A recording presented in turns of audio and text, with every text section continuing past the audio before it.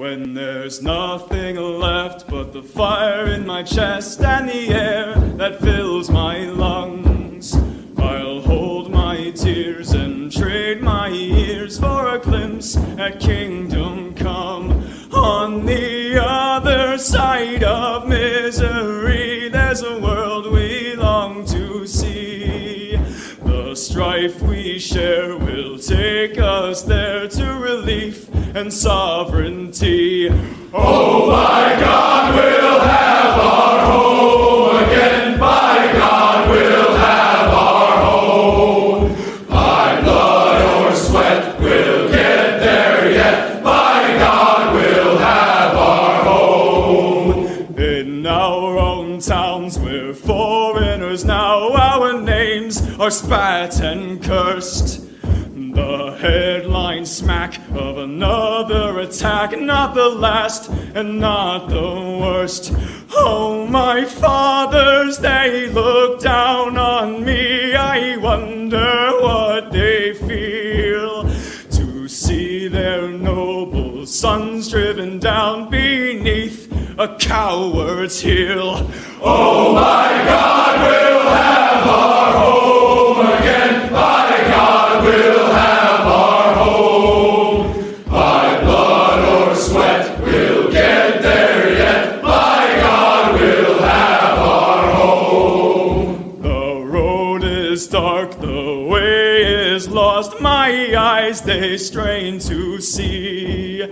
I struggle forth to find a friend to light the way for me. Oh, brothers, can you hear my voice, or am I all alone? If there's no fire to guide my way, then I will start my own. Oh, my God, we'll have our home again. By God, we'll have our home. By blood or sweat, we'll get there yet. By God, we'll have our home. Oh, by God, we'll have our home again. By God, we'll have our home. By blood or sweat, we'll get there yet. By God, we'll have our home. Massive victory. School of the West and Go Free concepts spread to tens of thousands of people. We'll have Brant with us for about 30 minutes or so to discuss the victory. Kathy Hochul's Hokum in New York. Are we seeing exactly what we predicted when it comes to the healthcare of Westmen? Stick around and we will find out. Going Free lesson of the day, profit pandering, and some more examples of how we are victimized that you can share with your loved ones, friends, and strangers. Your comments and calls, and for all of you adult children who are watching or listening in this 2022 with your parents or guardians, the answer is firecrackers. The question?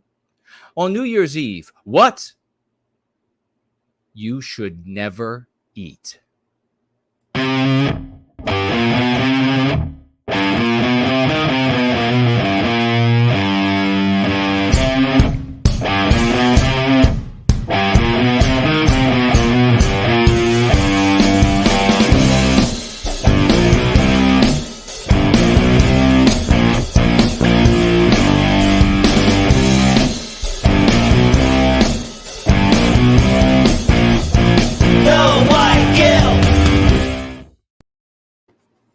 And a big happy new year to every single one of you. 2022, we are going free. It is 5 p.m.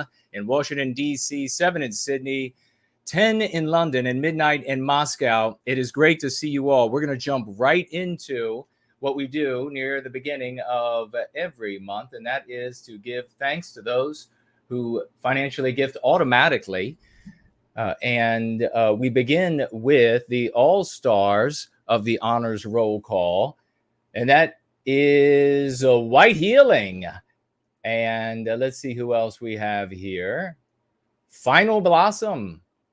and Joseph all are in there. Let's see. Is there any others on the other page here? We have Andrew, as well as Carpenter Alex.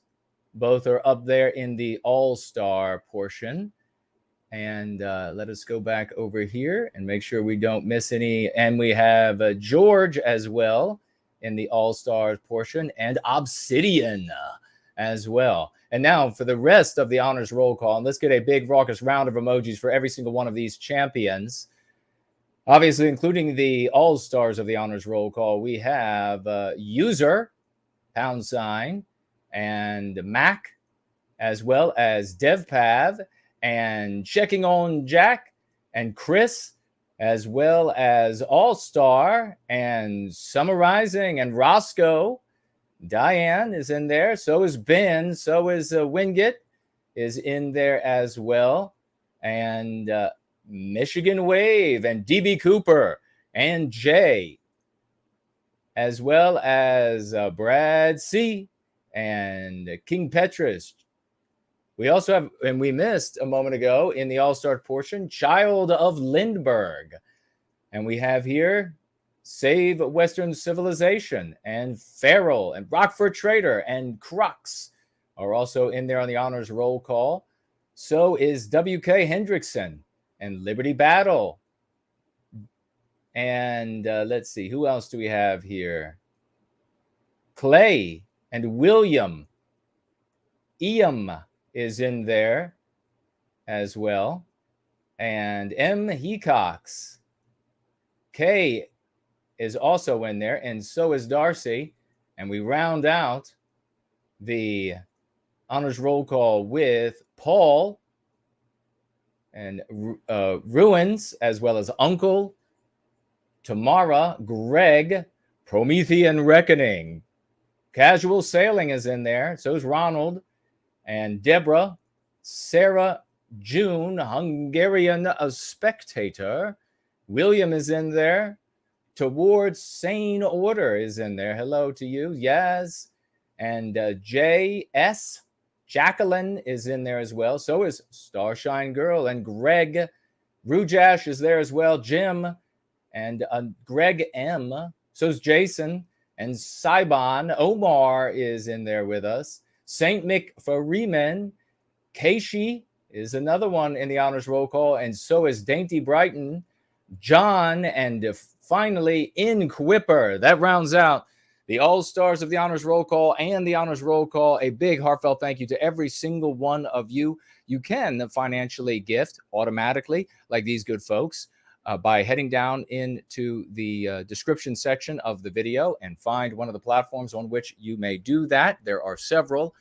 And of course, we want to thank these same people, many of whom also financially gift over the course of the month, just here and there, in addition to these wonderful financial gifts. So how was everybody's 2022? We'll get into that. We'll talk about that and more as we roll through. If you have any questions or comments, you can put them in the live chat on YouTube, on D Live, on Odyssey. All of the platforms are up and running. Please do tag me when you do so. It's wonderful to be back and see so many champions. Hello to every single one of you. You may financially gift over the course of the gathering. Drop down in the description and you will see the link for Entropy and the link for Cash App. You may also even financially gift over there on Odyssey. So you can do that as well. Everybody who financially gifts will definitely have their questions or comments read, even if I have to change the verbiage a bit to protect the work that we are doing here in service to white well-being. You may also finally financially gift with cryptocurrency, and do so while there's some strength left in your particular crypto. You may do that by heading over to nowhiteguilt.org, nowhiteguilt.org. Click on the financial gift tab. You will see cryptocurrency wallets there where you can financially gift. You will also see a snail mail address, so a normal address to which you may send lovely cards. And we'll be going through a couple of those cards over the course of the gathering a little bit later. I apologize if you can hear the airplanes landing or coming overhead. I am right outside of the nation's capital, Washington, D.C. Let's jump right into the wonderful news that we have here, of course, being sarcastic, from the Gateway Pundit, which I'm told is this is some sort of like limp-wristed conservative leadership. Conservative people are wonderful people, but the leadership, it's like the Republican leadership, the people who are voting Republican, many of them, not all of them certainly, but many of them want good things for our people, our country, therefore everybody who lives in Western civilization. But the leadership of the Republicans, the leadership of the conservative movement, the leadership of libertarian circles, etc., nationalistic circles are corrupt. And therefore, those who are followers of those individuals need to come away. They need to go free, as we like to say. 2022 is the time to go free. It's the time to resolution the solution. So we will jump right into this. What is this Hochul's hokum that's going on up there in New York? New York Governor Hochul declares, and then, of course, using this anti-white slur, they shouldn't do that. Let's see. Alicia Poe is the typist for the Gateway Pundit here, and she's using the anti-white slur racism, so perhaps she should find out that she shouldn't use it anymore. But I'm guessing that since she's working for this conservative, right-of-center, anti-white rag, that they want her to do this or she'll lose her job. She's got to keep racism, the concept of racism, alive, because don't we all know that the conservatives and the Republicans are more anti-white than the anti-whites are. Declares racism a, quote, public health crisis, then withholds COVID treatments from white patients.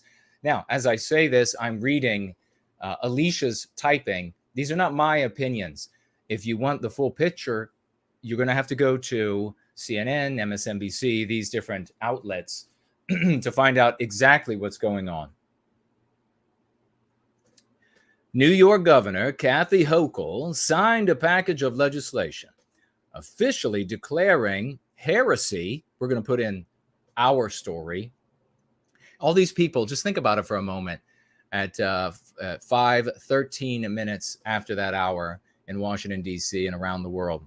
Think about this. All the people who said, Jason, you all can't get them to get into your story. It's not doable. Think about all the ant-nats that have said that over 2021. It's not doable. You can't just declare your own story. Oh, yes, we can. And we did. In fact, when they went after Brant, 2 different articles, they got into our story to talk about us. Anyhow, I guess that's what happens when you deal with midwits. Let's see. Legislation officially declaring heresy to anti-whitism a public health crisis. So you have that by this plastic. I mean, she's just so typical of politicians. They all look like wax museums, except there is more intelligence in the dummies at the wax museum. So let's see. Declaring heresy to anti-whitism a public health crisis in the state of New York. So are you in New York? Well, if you're a white person, then you are targeted, because you know damn well and good that when they talk about heresy to anti-whitism, they're talking about you.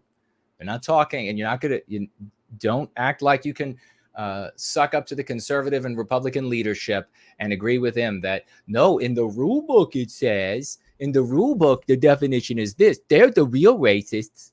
You're not. It's not going to work. Give it up now. They are losers, and you don't want to be a loser anymore. I don't want you to be a loser anymore. It's 2022. It's the current year. Come on over. Hochul's claim the new laws are designed to address discrimination against, this is interesting, Asian Americans amid the pandemic.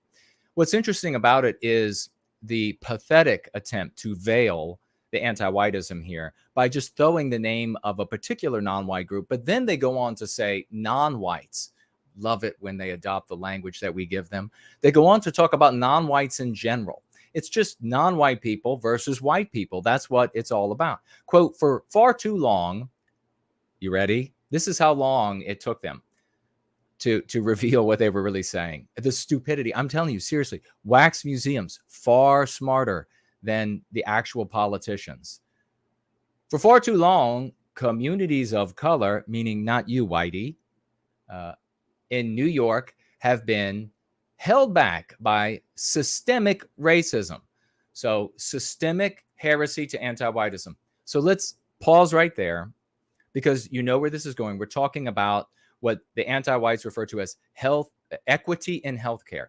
And the MC for that, and to properly understand it, is that no white person can be healthier than the sickest non-white person. Just remember that. That's what equity in healthcare is.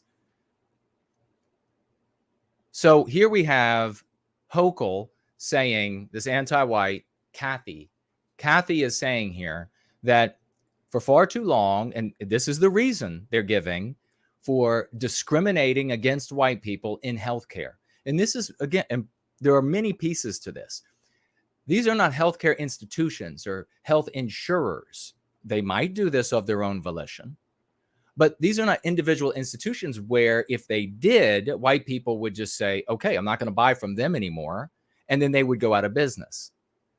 If a white person was faced with health insurer A or B, hospital A or B, and at A they said in both cases, well, we are going to discriminate against white people. They're going to go to the back of the line in all cases, which means that the healthiest white person cannot be healthier than the sickest non-white person, which means that you will never get your health care. There are always new people turning up sick, right? You got to go to the back of the line again and again every time somebody shows up. Just imagine being in line at the Department of Motor Vehicles or what have you, and every time a non-white person walks in, they get to just step in front of you somewhere up in the line. You'd never make it to the front. That's how they want healthcare to work. So the government itself, the anti-whites themselves, dominating the government, moving in and saying, no, this is the law. Healthcare providers, doctors, physicians, surgeons, hospitals, etc. This is the law. White people to the back of the line. And if you're curious about whether or not that is true, go look at the legislation for yourself. You just signed, I think it was 6 bills into law. Look at it for yourself. Don't take my word for it. I might be wrong. Check it out with MSNBC or elsewhere. Get your views from all around. So what they're saying is you are going, because you're a white person, not your skin color. If you're conservative or Republican, don't fall for that. It's not your skin color. That's not the difference. It's your biospirit. It's the essence that composes you. All right. They're saying here that you are going to be denied, you're going to be discriminated against in healthcare on the basis of something that is invisible. Now it grows here, and I'll show you. But what they refer to, the mean pathogen of systemic racism, so systemic heresy to anti-whitism, is invisible. Its victims are also, or the victimization it causes, its injuries tied to the invisible thing are also invisible, because you can point to other causes. For example, if a person is a laggard their whole life, skip school their whole life, etc., and they can't get a job, that's not because of this invisible thing that they are pointing to. Now, just really think about it. Something invisible.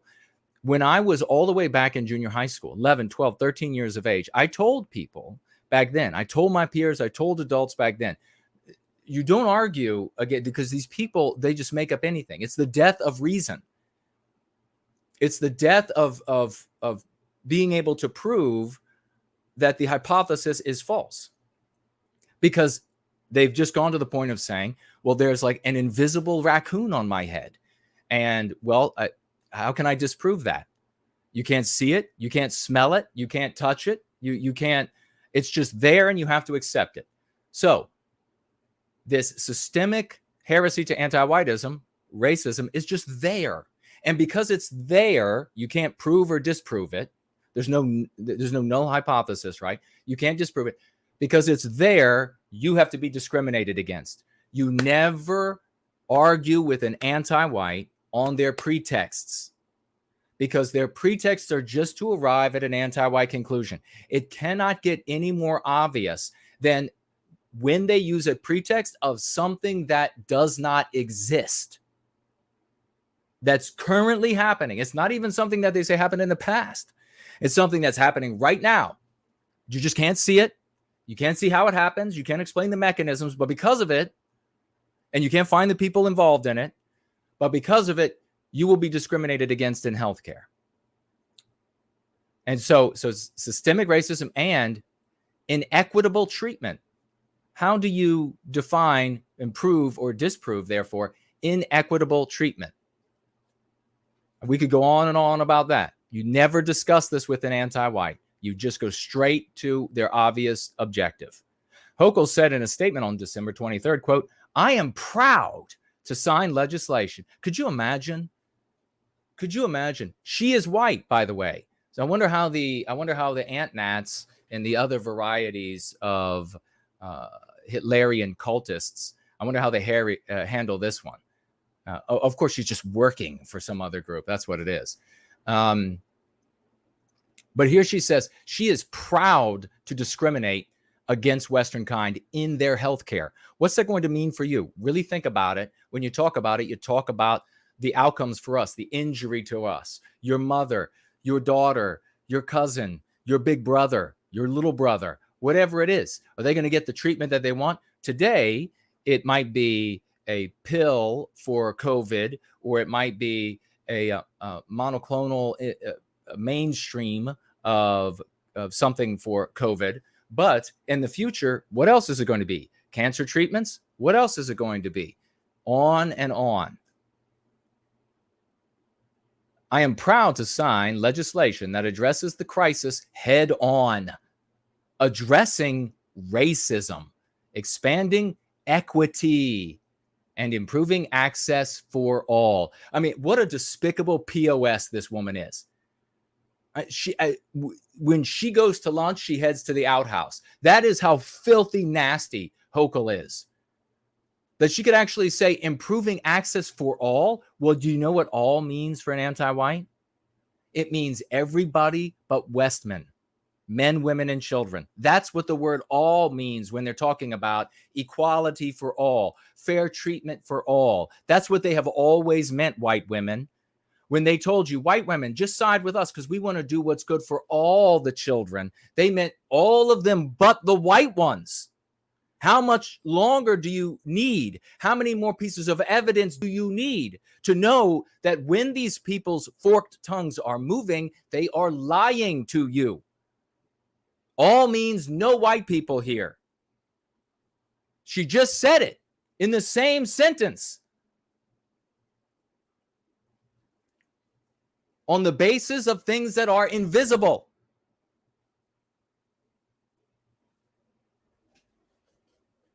Let's continue with Alicia's conservative typage. Another policy included in the package requires state agency departments, commissions, and boards to invasively collect demographic data from minorities. Oh, she's using minorities. Sane people who are going free. We're the only sane ones apparently out there. We don't use the mean pathogen minority ever. Don't argue it. Don't discuss it. Don't use it. White people are the minority of the world, but more importantly, it's a mean pathogen that is intended to convince you, and it successfully works, that non-white people are in some sort of precarious position. They need to be coddled. They need to be given preferential treatment. You need to be deferential to them. That's the point of calling them a minority. So Alicia falls for it. Poe is dumping a big poo here when she falls for all of this. And she's doing that because she is a conservative cuck, ultimately. So another policy included in the package requires state agencies to. So what she's also saying is, can you believe it? They're going to hurt minorities.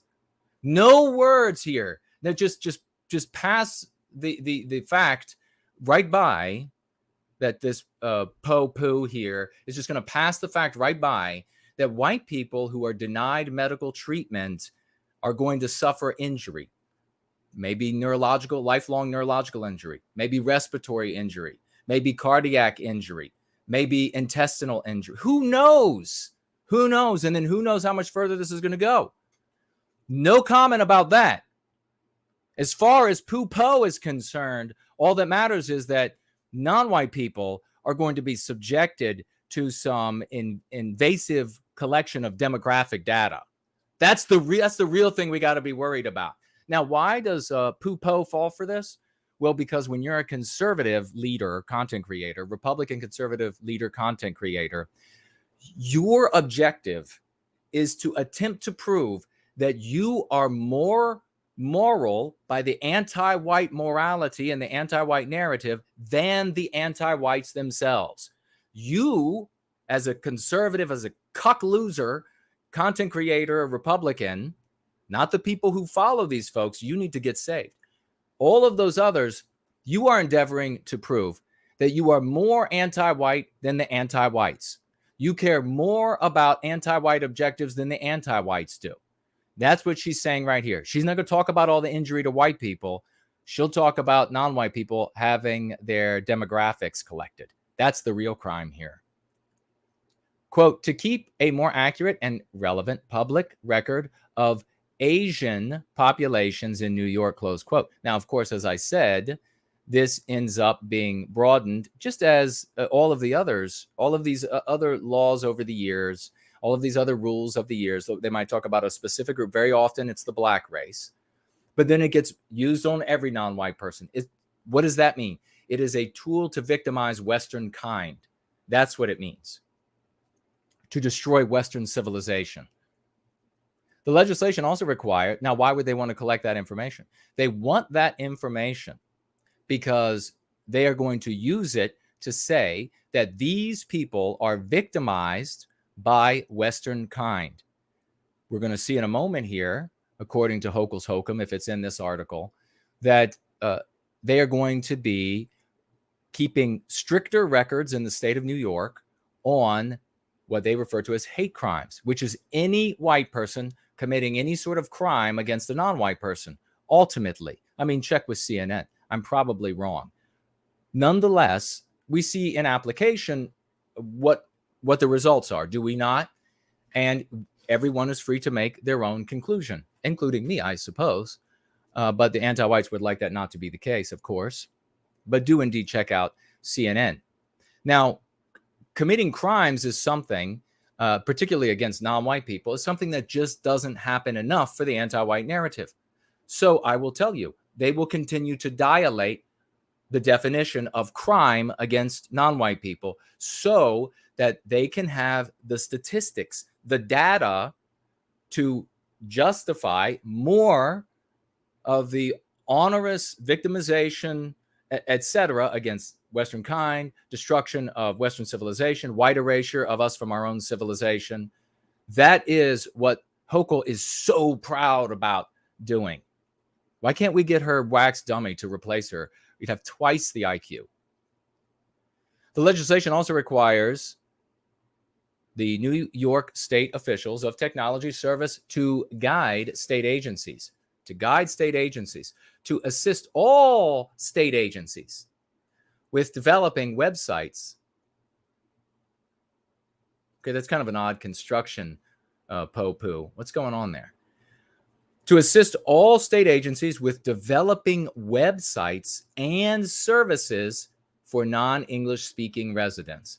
Of course, for now, the shoulder of that expense, the tax dollars will be paid for by Westernkind for now.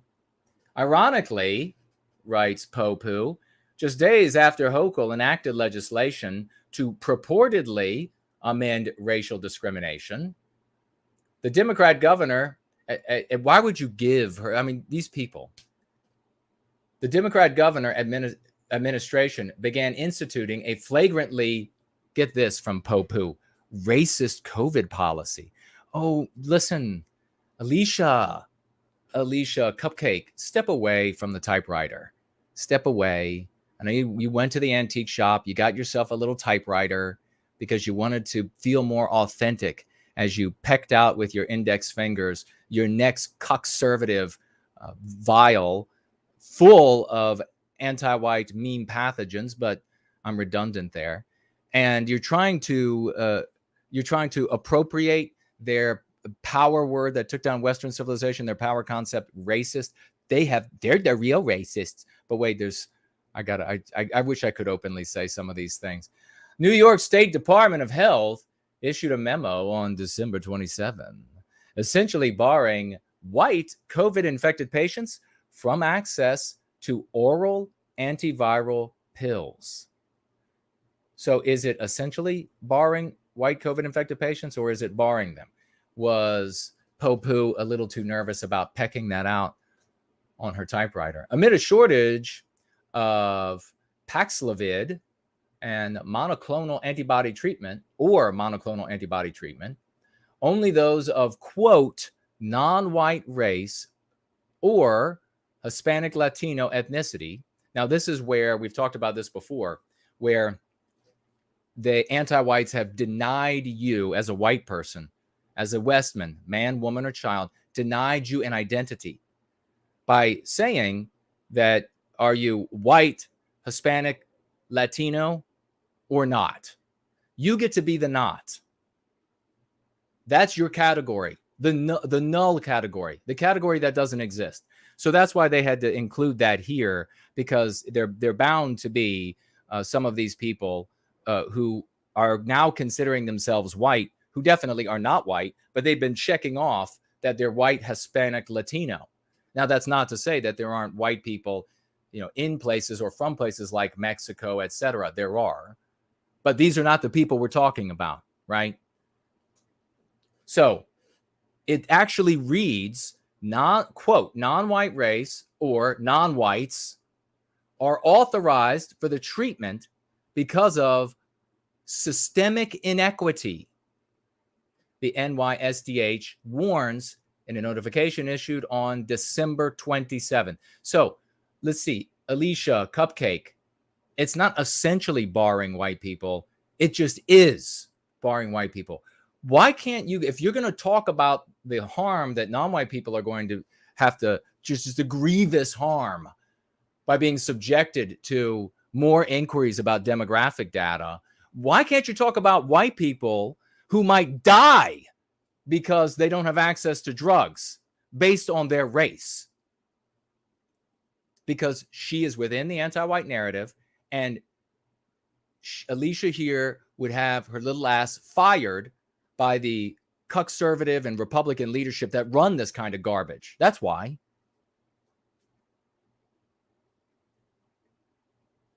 Quote, non-white race or Hispanic Latino ethnicity, meaning that you're white, you don't exist, right? So, I mean, can you believe this is their actual verbiage? This is so infuriating. So non-white race, just period, non-white people should be considered a risk factor. So being non-white, they just phrase it any way they want.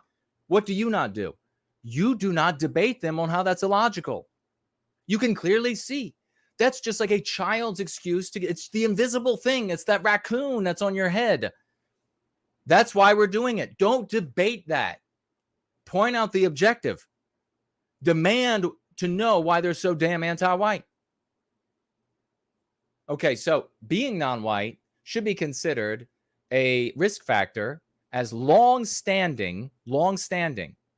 Now, here's where we're talking about another thing. You can't argue away something that's invisible, that's happening right now. You also can't argue away something invisible that happened yesterday or earlier. Does that make sense? So here's the pretext the anti-whites are giving you. Non-white should be considered a risk factor, being non-white, because of long-standing systemic health and social inequities have contributed to an increased risk of severe illness and death from COVID-19.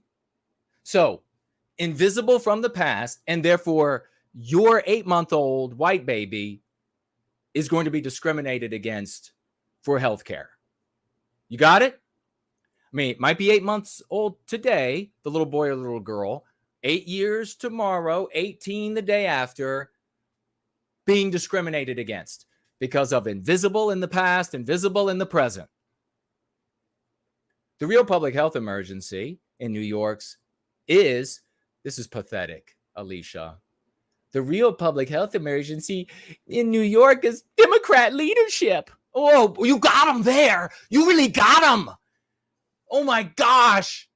High five, Alicia. You got him. The real public health emergency is the Democrat leadership. Oh, kudos. Kudos. Oh my God. I wish I had read this earlier. I wouldn't have read this far.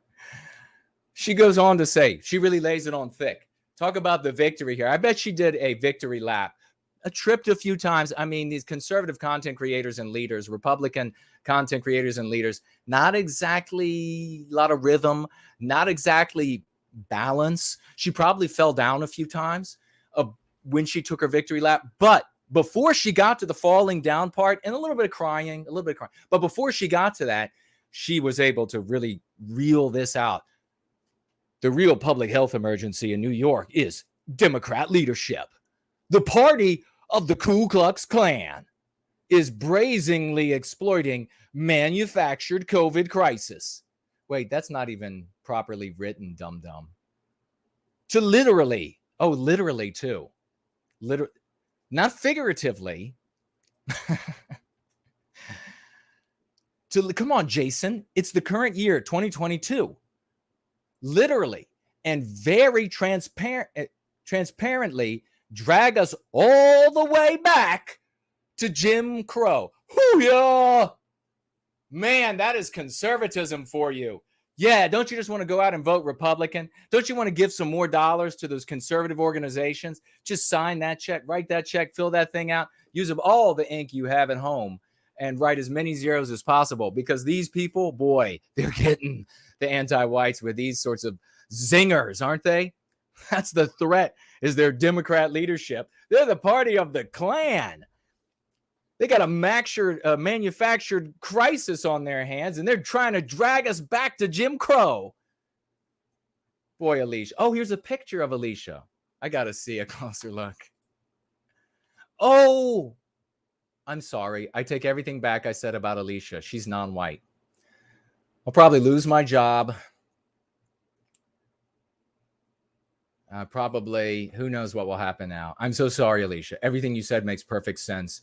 I'm sure Tucker will have you on as a guest as soon as possible. Fox will hire you for a six-figure salary as a pundit to get your deep thinking, like deep thoughts from the old Saturday Night Live show, and your prophetic utterances. I'm looking forward to it. You know what else is going on? Before we move forward, I wanted to take a quick look at this, because this just popped up for me, and I thought, boy, this is really funny. I'm not going to tell you who said this. Maybe I shouldn't even say it. I don't know. Pentagon issues rules aimed at stopping rise of extremism, warning that extremism in the ranks is increasing. Pentagon officials are issuing detailed new rules prohibiting service members from actively engaging in extremist activities. Okay, so what does this mean? Jason and everybody else who's going free, been warning you, right? Been warning you. Don't use certain titles. Don't go out and like the edgy memes and things like that. For years, right? We've been warning you not to do that. Don't create the edgy. This is what people call the edgy memes, which means just acting like the villain in the anti-white narrative, right? We've been saying don't do that. Well, they've been keeping tabs on you, and they even now giving a heart to one of these memes where you're playing the villain, where somebody's playing the villain, some of this just disgusting racial epithets and everything. That's enough. Warning that extremism in the ranks is increasing. It's always increasing. Remember, in the anti-white narrative, this rise to the Fourth Reich is always happening. It's always there. It's always growing. They always need more money and more rules and more invasive policies and more deference from white people and more victimization of white people and more white erasure from the town square of everything that we built and created, and ripping the pages out of history. They always need more because it's always on the rise. Pentagon officials issued I mean, what? Officials in what? Colonoscopy? Their heads are always up each other's asses. Pentagon officials issued detailed new rules Monday prohibiting service members from this nanny state likes nothing more than writing a bunch of new rules. From prohibiting service members from actively engaging in extremist activities. Well, what does that mean? What does that mean? Well, if you're new to the game and you're so wet behind the ears, you're dumb, so don't talk. And you'll find out that actual, what they refer to as extremist activities, far bigger definition than you would give it, has been forbidden for a long time. So this is a further dilation on what they consider extremist activities, all the way to clicking like or share. You like that meme where people use the words power and the words white in another order, and you want to give that a like? Well, there's no use in hating on Jason. So many folks out there, so many midget wits out there want to hate on Jason. I want you all to grow. Just grow. We'll put you in some Miracle Grow, some fertilizer. We'll water you. We'll take good care of you. You'll grow up to be a big boy one of these days. It doesn't matter, big girl one of these days. It doesn't matter how old you are today, 70, 60, 50, who knows, right? You can still be better than you are. This is a further dilation. And they come to me and they say, Jason says we shouldn't do this, so let's hate on him. Let's make up lies about that guy. No, Jason's warning you to protect you, dum-dum. Here is your box of Crayola. The new guidelines come nearly a year after some current and former service members participated in Patriots Day. Of course, they call it something else, the U.S. Capitol, triggering a broad department review. Could you imagine like the feathered boas at the Pentagon that these people were wielding when they walked into to have the review? Can you imagine? I mean, this is not the Aryan man's, as the old terminology used to go, way of doing things. It's going to be like a bunch of like feathered boas and maybe some like Spanish. What's the thing that they do down in Mexico? Or did it start there even? It'll come back to me. It'll come back to me in a minute. Let me continue with this because I want to get it done. According to the Pentagon, fewer than 100 military members are known to have been involved in substantiated, fewer than 100. And those are, my God, can you imagine? Out of everyone there, there's no way you could get to a point, and they have, where they have so terrorized people that they have less than 100 out of the entire military that said, I'm going to disagree. Less than 100. So less than 100 in the past year. But they warned that the number may grow, of course, given recent spikes in domestic violent extremism, particularly among veterans. And then you hear the whole crowd of morons that'll start saying, they're going to come to our rescue. They're going to save us. Don't you know how many veterans there are out there? Remember when the pants pisser and his red helmeted ass puppet was with him?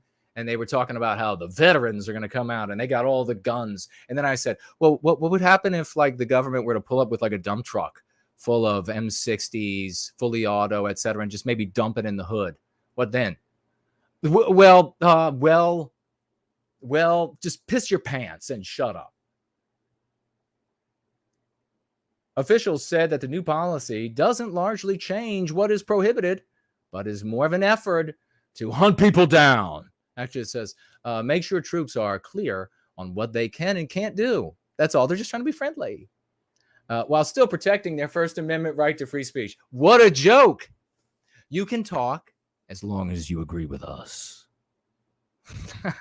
That's what they say.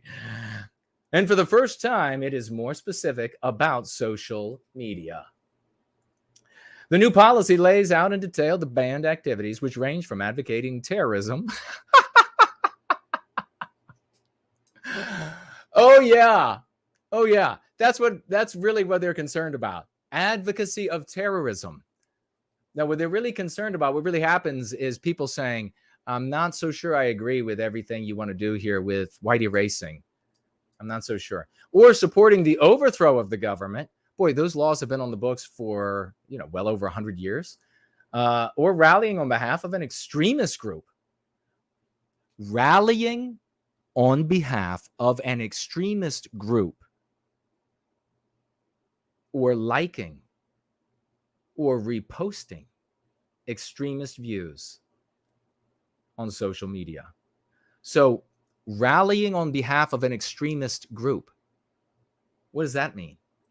All you got to do is like their comments, agree with their memes, repost their villainy role-playing garbage. That's all you got to do. That's all you got to do. The rules also specify that commanders must determine two things in order for someone to be held accountable. This is funny. This is like, well, our hands are really tied behind our backs by this black box determination of two things that make a person guilty. It's going to be so tough. They're going to be there for like 6 months, and they're going to be like, well, we're going to let Fred go. 6 months of investigation, we only found one thing. The rules also specify that commanders must determine two things: that the action was an extremist activity. Yeah, I wonder, can you imagine what the feathered boa wielding troops at the top are going to determine is an extremist activity? And that is prohibited. Last but not least, let's see. Previous policies banned extremist activities, but didn't go into such great detail, and also did not specify the two-step process. Oh, the two-step. So they've gone into extensive detail about what will get you. And now we're talking about like dishonorable discharge in prison. That's the kind of thing that happens from dishonorable discharge. So what was that again about? The military will come? What? Huh? The military will come? Huh? Oh, you saying Jason was right? Oh, shit. Now you know what'll happen? They'll be repeating what I just said, and they'll be saying, we always said that. That guy's just a prick. All right, let's see. It's still wrong today. Several officials said that as a study group spoke with service members this year, they found, to like the Bee Gees playing in the background, they found that many wanted clearer definitions of what was not allowed. The officials provided them with a short leather whip and maybe a riding crop. The officials provided them additional details about the rules on condition of anonymity. Don't talk, you naughty little soldier boy, because they were not made public. The military has long been aware of the small numbers of white supremacists and other extremists among the troops, but Defense Secretary Lloyd Austin and other leaders launched a broader campaign. No way. I'm going to guess. Is this Lloyd? Oh, yes, it is. Lloyd Austin. What do you know? Launched a broader campaign to root out extremism in the force after it became clear that military veterans and some current service members were present at the January 6th Veterans Day, the day on which the Patriots were betrayed by the scumbag Donald Trump. That's how it works. I mean, I'm just telling the truth. Having said that, we will take a brief break, and then we will be right back. I want you to reach out in love. I want you to let those brothers and sisters around the base, let them know that even though the anti-whites wield so much power, that we are winning every contest with them, and that it's only a matter of time. Tell them that they can be more than they are. Tell them that they can stand up for Westernkind, Western civilization, and everyone who lives in Western civilization of all immutable characteristics. Tell them that there's a way that they can stand up for it in love, with the moral high ground. Be gentle with them at first. Coming out of a story that you thought was the real world is one of the hardest things that folks can do. If you go there with a true spirit and a true heart, with humility, you're going to win more souls than you'll ever turn away. And in the end, all of that will redound to the glory of our people and the reclamation of our destiny.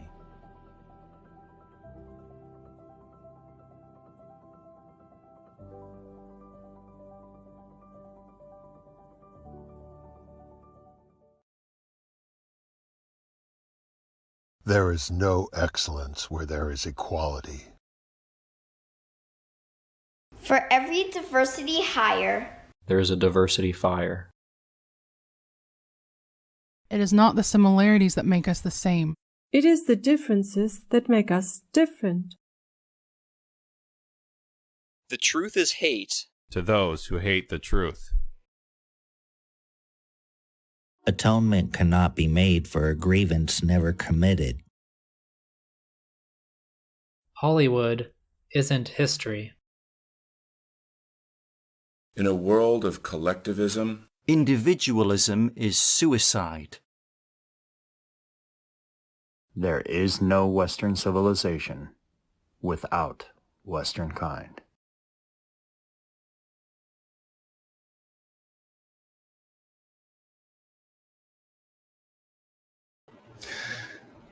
What? We're back? Okay. Brant, you should have, if you can hear my voice, you should have the link to join us. So as we wait for our dear brother Brant to grab the link and to come on over, we're going to have a 30-minute talk with the good champion. We're going to take a quick look at, and a happy 2022 to all of you. I want to read here, or maybe I should wait till I have Brant. Let me take a look at your financial gifts up to this point and say hello to all of you. How does that sound? Piers Taylor is with us. Happy 2022. Resolution the solution, my friends. Piers financially gets 10 hopping dollars all the way from Australia. And he says, I just want to give a shout out for Jared George, who offered to help a young man on Twitter who was suffering from extreme nihilism and posting threats of self-harm. I hope that young man learns how to go free from such despair. God bless you, brother, and thank you for that. Thank you for recognizing our dear brother, Jared George, for his efforts. There's another individual, shall I say, can I say the other individual who made some great efforts as well there? I will say it was the magnificent Fournel. So let's extend those. Let's get a great round of applause, raucous emojis for those two heroic champion for caring for our brothers and sisters as we should, as we have to. And that's what good people do. That's what we're here for. Piers is back again with another 10 hopping dollars. Let's get this man a raucous round of emojis for, number one, acknowledging this great service. But number two, he hit the $20 mark with that. Happy New Year to all our community, he writes. Thanks for your friendship and support throughout last year. P.S. I enjoyed Jason's chat with Swedish Westmen Ernst Almgren. Well, that was fantastic, brother. I intend to mention him a little bit later on the announcements and the show that I did with him. It was glorious. This guy, talk about, this is like in sports ball, you have like that recruiting period. You have the draft, and it's a little bit different, obviously, for college. And I don't watch any of that garbage or have anything to do with it anymore, and haven't for a long time. I played college football. I could have played professional baseball, minor leagues, but I chose stupidly to play college football. Haven't paid attention to that then. But having said that, this is like we go out into the world going free, and we're like, oh, there is the best, athlete, and then we recruit, and bam, just our team gets better and better. And this guy, ace. So thank you so much for that. Piers. Another ace is Piers Taylor. We have here, get out your raucous emojis and make them raucous. Fiery Rebukes comes in with a $75 financial gift to start this year off right. 2022 is going to be epic, ladies and gentlemen. We are already started the work. On the first, on the audio book of Prometheus Rising, this will change everything. It will change everything. You'll see. We'll talk more about it. $75 financial gift. And he writes here, the demon rats are the real pandemic. Thank you so much for that. Yes, these anti-whites, they're the real problem around the world. And thank you very much for that financial gift. Starting off 2022 with a blast. And we're going to be talking about financial gifting here very shortly, just as soon as we wrap up with the great Brant Danger, because this pandering to the masses is something that we need to address, and we have termed it a prophet pandering. You'll see, you'll learn more about it. We have the Mrs. Jess Horst here. Great to see you, sister. $10 financial gift. And she writes, Happy New Year, another year to recapture our destiny with tools such as the dialectic and books to go free.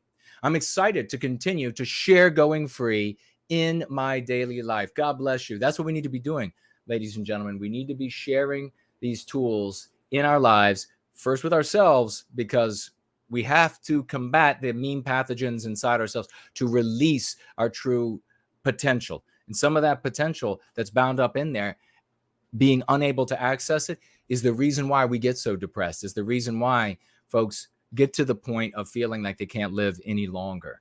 I want to thank last week, even though we weren't here with the Going Free gathering, our dear sister, I Love Jesus Christ, financially gifted $10 for white well-being, as she always does. God bless you. Thank you so very much. And a happy new year to you, folks. That's over on Cash App. So if you'd like to financially gift there, that is also available. And let me take a quick look at Odyssey, make sure I'm not missing anything over there. And then I see that we have,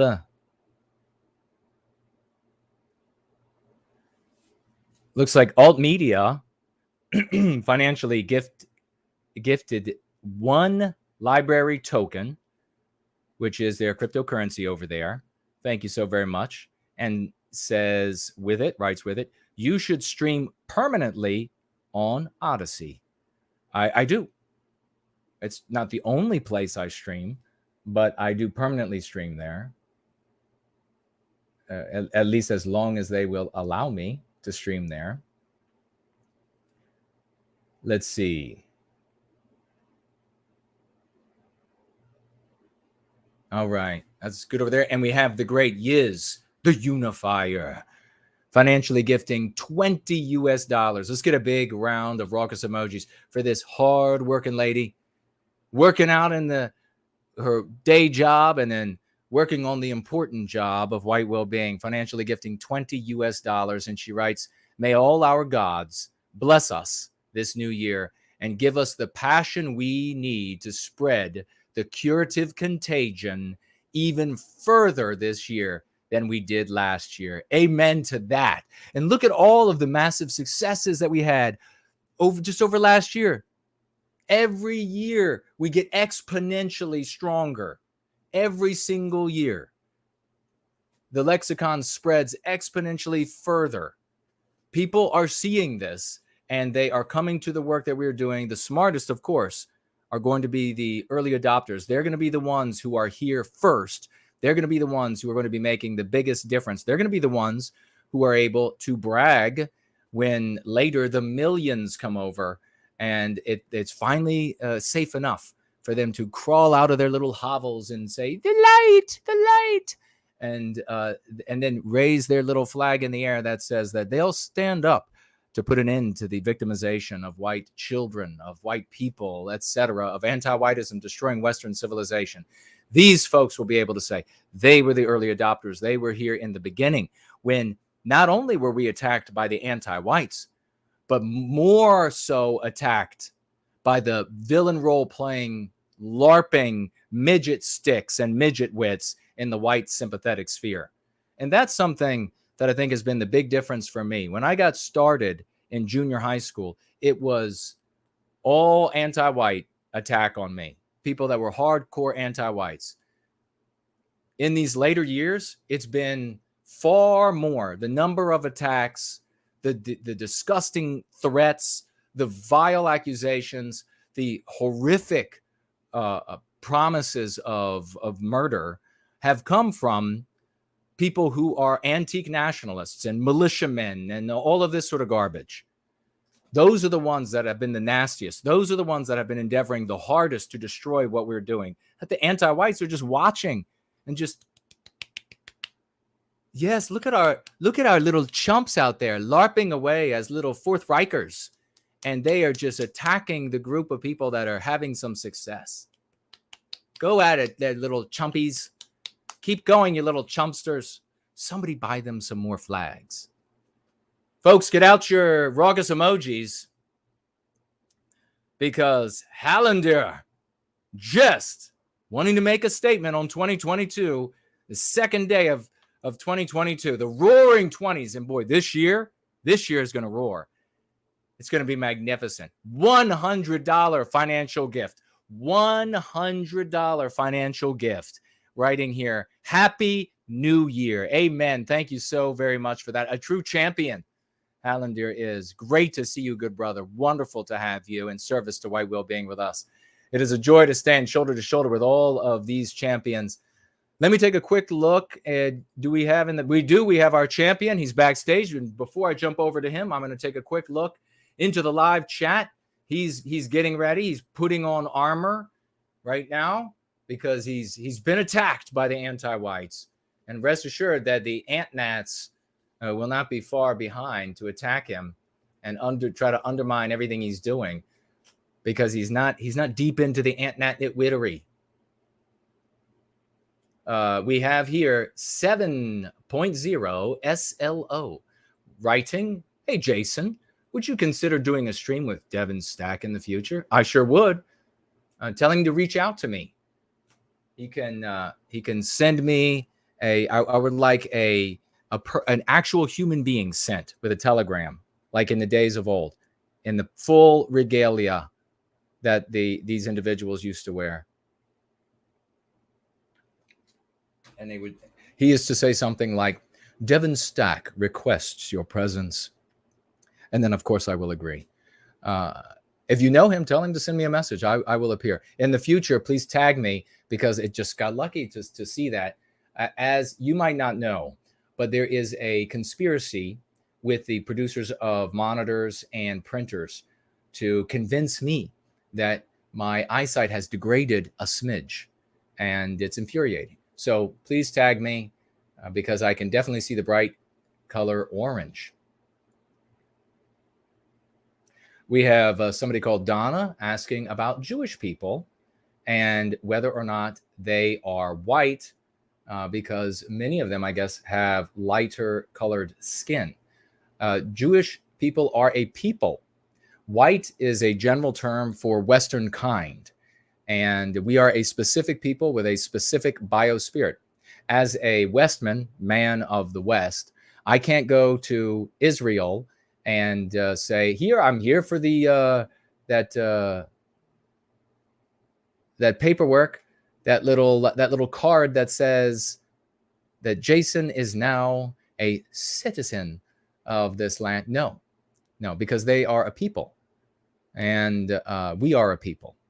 Now, they can be white positive like us. They can be, and I expect that great champions from that community will step forward, because they will feel the call to destroy anti-whiteism before it destroys Western civilization for all of us. That they will step forward, and we'll be able to know them by those acts against anti-whiteism. We welcome all people of all immutable characteristics. And to put an end to anti-whiteism, as I say, this is the age where the great evil of this age is anti-whiteism, and that means all good people of all immutable characteristics will come to put an end to it. So we expect people from all backgrounds. Let's see, what else do we have here as we're getting ready for, folks, you got to just get excited about this. We could get up into hundreds of thousands of people who end up knowing about School of the West, who end up knowing about the lexicon, dialectics. I mean, they just Streisand affected Brant danger to the moon, and we are loving it.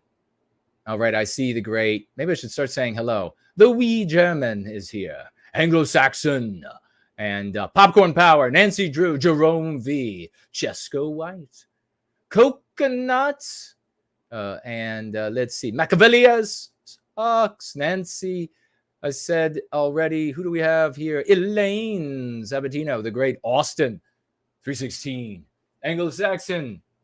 Who else do we have here as we scroll through? The sweet, sweet Carlisle Cockatoo is with us, ladies and gentlemen. Hello, dear sister. So is Jim. And so I mentioned the great Naderific, Southern Bloom, fit and healthy at any age. Hello to you. Yonash is here. And Katie Marie is here. Hello. And Biospirit of the West is here. Great to see you, brother. So many. Euro Yankee. Rory is here. Happy New Year to you, brother. Just sliding through quickly. The great Fornall. And Olivia Key is with us. Happy New Year. We hope to hear some wonderful music from you. Something incorporating the lexicon dialectics from Going Free in it would be fabulous. And unlike the other singers, do it in a way so that I can understand you. It's beautiful. Lovely voice. We'll have to play more of Olivia's. Maybe I'll find one of her songs. Yes. While we are here, I will look for it. And who is that? Giannis? Just went by to. No White Gill Clips is here. Ghost Rider. Fantastic to see folks showing up. Azimuth Clark is here. Artificer is here. Franklin Peanut is here. Great to see you, brother. Pure Blood is here. Pure Blood. And who else do we have here but the one and only? He's coming up from backstage, riding a Clydesdale. Brant Danger. There he is, ladies and gentlemen. There he is. Fantastic. Can you hear me okay? Beautifully, brother. You sound fantastic. How are you? Pretty good. Doing great. So how should we get started? Well, I'll take this. I'd like to do this, I guess. I will jump right over and I want folks to hear this. The biggest one of the two, of course, is Newsweek, ladies and gentlemen. And the writer over there, Samantha Berlin. This is just absolutely wonderful. And we prove it time and again with the lexicon. We can indeed bring people into our story, just as we've been saying for over a decade and doing for over a decade. She writes here, homeschool lectures created by ex-teacher, trying to make Brant sound, he's an ex-teacher. I wonder if that's a bit like an X-Man. Maybe you could be like the X-Men. So circulated online, promote white well-being. Good, Samantha. Good. We're so happy you did that. Promoting white well-being. Well, what does that mean for all of the white readers? They're going to say to themselves, well-being for white people, I'm kind of interested. An ex-teacher from Arizona, known online as Brant Danger, recently, we're going to get Brant some of those like knives that shoot out of the knuckles, recently launched a new homeschool curriculum that is designed to teach children about white well-being, Samantha types, and has circulated online. The School of the West is a homeschooling curriculum that offers paid and free lectures for various subjects, including the basics, math, science, history, art, and language arts.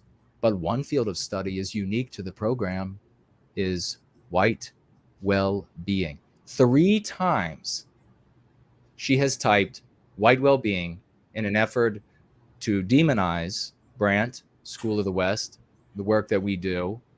But how will that sound to the public? Who are the good guys here? Who are the bad guys? What are they going to think about Samantha? Now we jump on over quickly to the Daily Beast, which is, I'm sure, the nickname that the guy who created this trash gave to his mother, but and then just wanted to remember her fondly. And so that we have over here an author by a typist by the name of Mark Hay, as in hey hey ho ho, writes here, revealed ex-teacher Hawks, again doing his best. We understand hey hey ho ho. Hawks white nationalist homeschool lessons. So let's jump down just right here in the very first, even over here. You see the School of the West, a recently launched online, quote, educational resource for homeschooling parents, trying to throw shade on is it really an educational resource for homeschooling parents? Offers a smattering, just a smattering, because all people can do who aren't anti-white is put together a smattering, nothing substantial. Of course, this is substantial.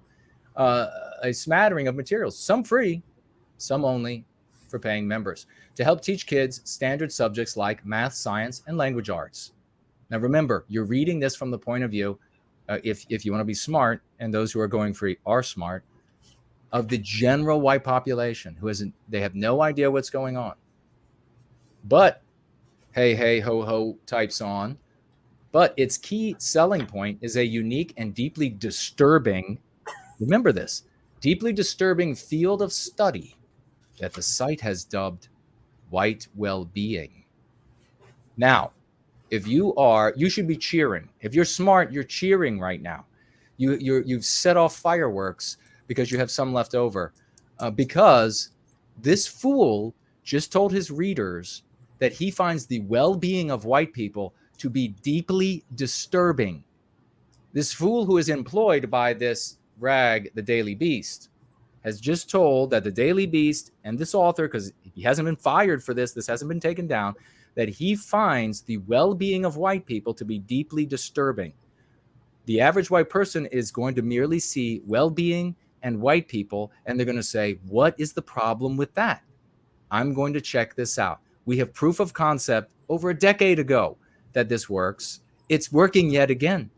So the fact that anyone claims otherwise is a fool. Now, having said that, let me give the big plaudits to Brant. Let's get a massive round of raucous emojis for Brant Danger and all the team at School of the West, some named, some unnamed, because we know the anti-white narrative tries to tell us that the white man is in charge of everything, but he obviously isn't. A big round of raucous emojis for all of these folks, because they have done it, ladies and gentlemen. They have put up a professional website, the biggest homeschool support, and eventually it'll have a complete curriculum for homeschooling children, a site, an entity in the world, the biggest white positive, sorry there to clarify, white positive homeschooling supplemental material entity on planet Earth.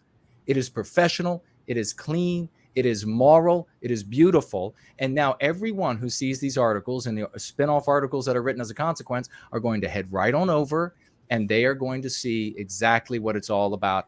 And they're going to cast an arched eyebrow back toward Newsweek and the Daily Beast. Brother, congratulations. What are your thoughts on all of that? Thank you. I have a lot of thoughts. First of all, I want to say to the anti-whites, please don't ever write any more articles about me or the school. No matter whatever you do, please don't do that. Please stop.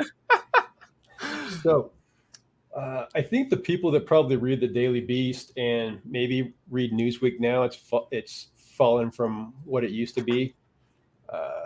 They're not the sharpest tools in the shed. And so there was an initial influx of ridiculous hate mail. And these people are not bright at all. No. So I took care of them. But there's been a huge amount of emails coming in from teachers that want to help, specialists that want to help, people that want to donate, people that want me to add alternate avenues so that they can donate, people that want to get their kids involved. I've even got a teacher from a black teacher from South Africa that wants to help.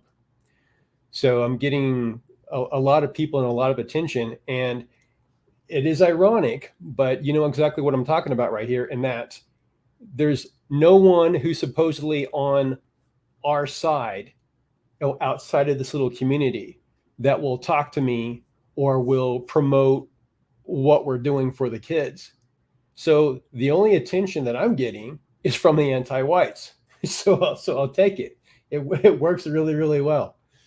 And I think that the anti-white foot soldiers, the talentless typists, the so-called journalists, I don't think they're sharp enough to understand what they're doing when they write articles about this, because they don't know how to handle it. They know they don't like it, so they want to complain about it, but they don't understand that they just shot themselves in the foot. Maybe sometime the psychopaths at the top who are directing things in general will tell them to pull back and don't talk about it anymore. But until then, guys, please stop writing the articles about us. It's just terrible. We can't recover from that. And in case anyone is wondering, anti-whites are watching these shows all the time. Yeah. They don't have anything else to do. And specifically, the articles written about me, they watch several different streams, and they would take a sentence out of different streams and then put them all together in a story. Like I said this, and then this, and this, and this. And it's just ridiculous. And I purposefully left a trail of giant breadcrumbs back to my old job and my district and my real name and everything else. So I was wondering, why is it taking so long to put all this stuff together? So anyway, someone finally put it together, gave us some advertising, and it's great. Having said that, these people are really worms. These are disgusting. These are disgusting people. They cannot form a coherent argument to counteract what we're talking about. They are brainwashed, indoctrinated. They are not worldly people. They are not wise. They're in this anti-white cult. It's like a religion to them. There's some of these people that you can talk to, and some of the people you just can't talk to. They're always going to be anti-white. And like Jason says, like, okay, have a nice day, have a nice life, see you later. But one of the things that I want to say to the anti-whites that are maybe watching now or watching in the future, you've already lost. You are immoral, okay? You're in the wrong. You just won't let people live their lives and have their society that they've always had. And people are waking up to what you're doing, and you've already lost. You just don't realize it yet. Yeah. So if you want to make it easier on yourselves, you can start coming to peace with that, come to terms with that, start to work things out, because it's going to get harder and harder on you the longer this goes on, because more people are going to wake up. So you've already lost. You just don't realize it yet. And to our people, the ones that feel that they're depressed, there's no hope. How long is this going to go on? I'm so black-pilled. The first thing you got to do is realize that it's not a big deal to get our culture back. It's not a big deal to regain our history, to regain our civilization. Okay, that's the first thing you got to think about. And I know that people are like, I don't see anything happening here. All these laws that get read off, enumerated every day, it's worse and worse and worse and worse. What you don't realize is that things are always happening in the background. The common, normal people, the good people that are waking up, we're not the ones that are creating the laws right now. We're not the ones that are creating the institutions right now. All right? So people are waking up, people are organizing, people are talking to each other. We just don't have the power. And what does power mean? It means that there's people in these positions of control that at some point down the line, they control people with guns that can shoot you and arrest you and put you in jail. It's all done by force. And at a certain point in time, when enough good people wake up, the people that are going to make the decisions to arrest you, shoot you, etc., they're going to realize they can't do that anymore. It's not going to work.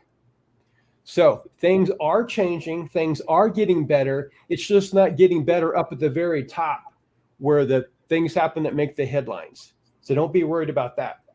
So when things happen, big shifts happen, there's a whole lot of stuff that happens before that. Like when the Soviet Union fell apart, 90% of all that work is done before it ever comes up to the surface and you see it. And then something big happens like that and you think, wow, how did that happen? Yep. Well, it's been years and years and years and years and years working. So everyone who's working on the School of the West and the people that are joining up now, they're making that happen. And we're picking up what Jason gave to us, the psychological warfare defenses, and we're putting that into action along with the rest of the curriculum, which is appropriate for teaching young kids and teaching teens. And one thing else that I want to say while I'm on my soapbox here is that if there's people personally that kind of want to do something and they kind of want to speak up and it's not going to cost you your job or something bad, quote, bad happened to you. And you just got to have that little bit of courage. You know, think about a kid that's learning to swim at a swimming pool, and they're hanging onto the edge of the pool, and they're kicking their feet, and they'll let go of the edge of the pool, and they'll kind of flop around for a few seconds, and then they go back over and they hang onto the edge. And then they let go again, and they go around for a few seconds. Maybe they go a few inches further away, and then they go back. And then one of those times, they push themselves away, and they just swim. So what was the difference between that last time and the time before? It was what they thought they could do.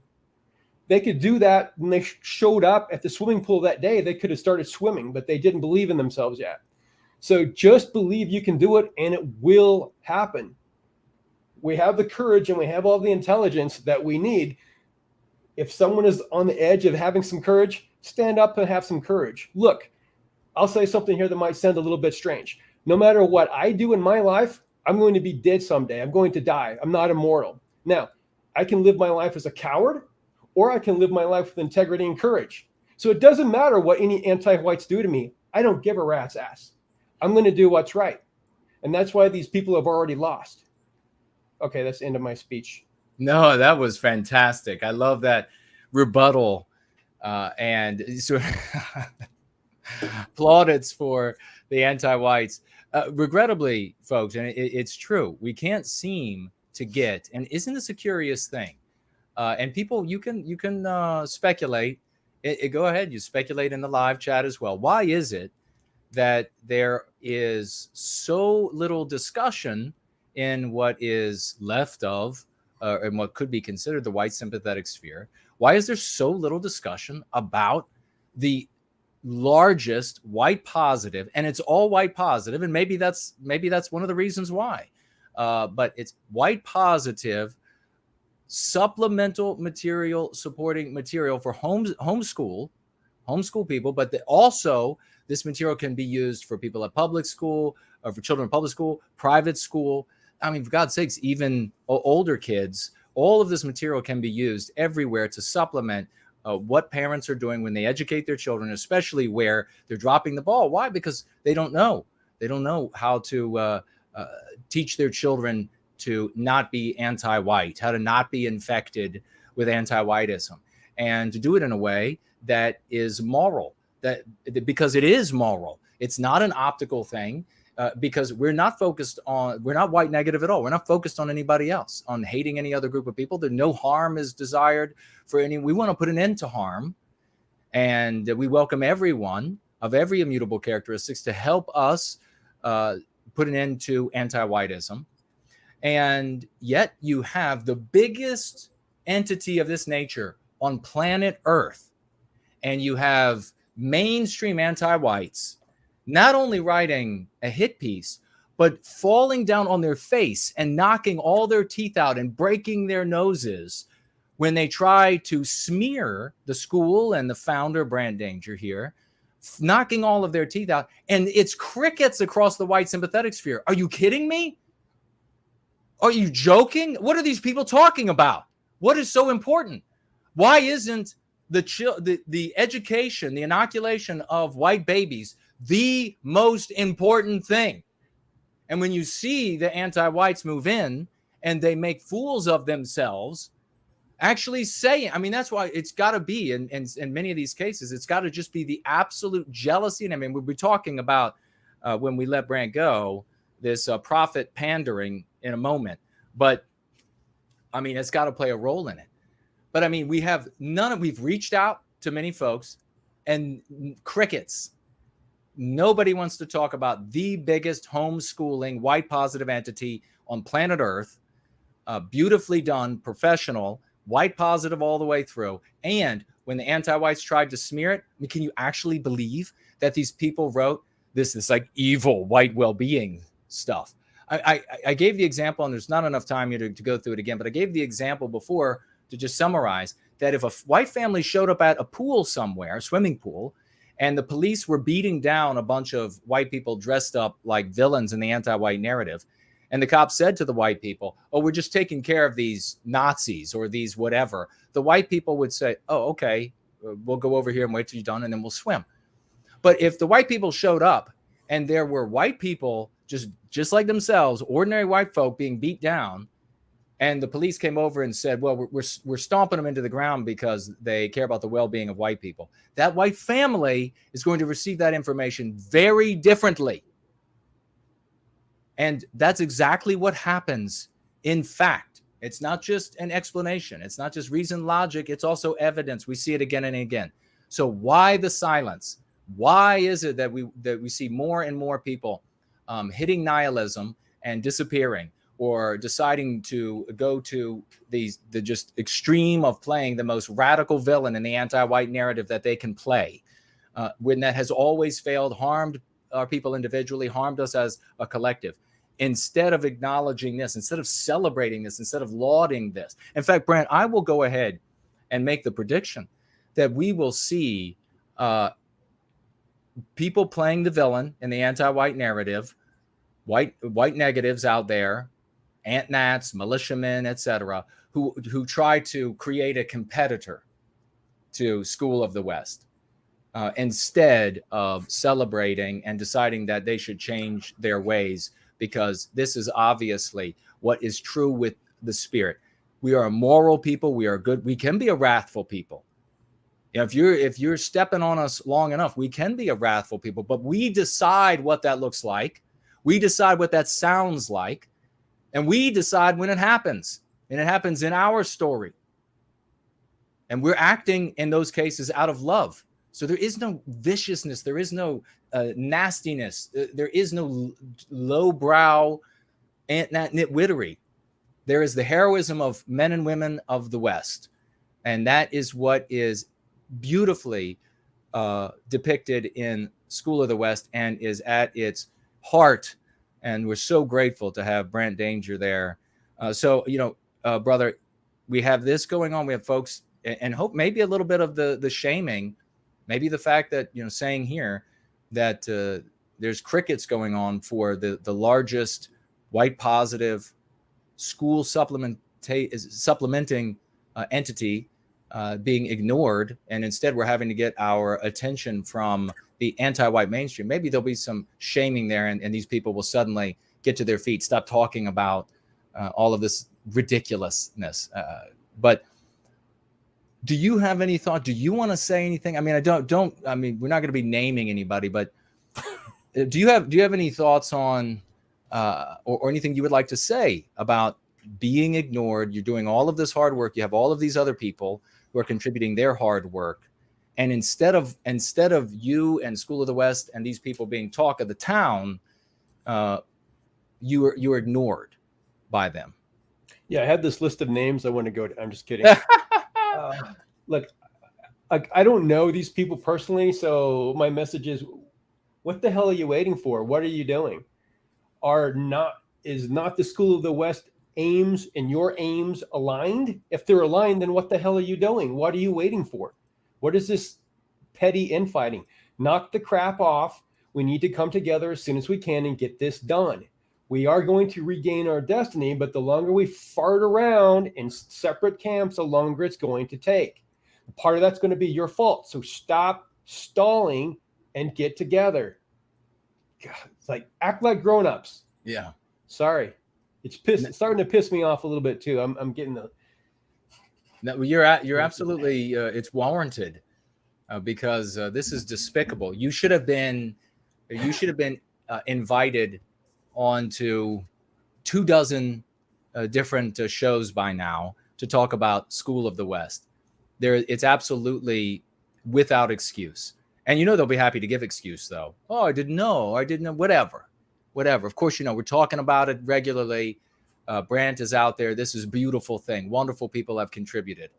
And shortly we'll be talking about prophet pandering, and folks can guess who they think who is a prophet panderer when we as we move forward with the gathering.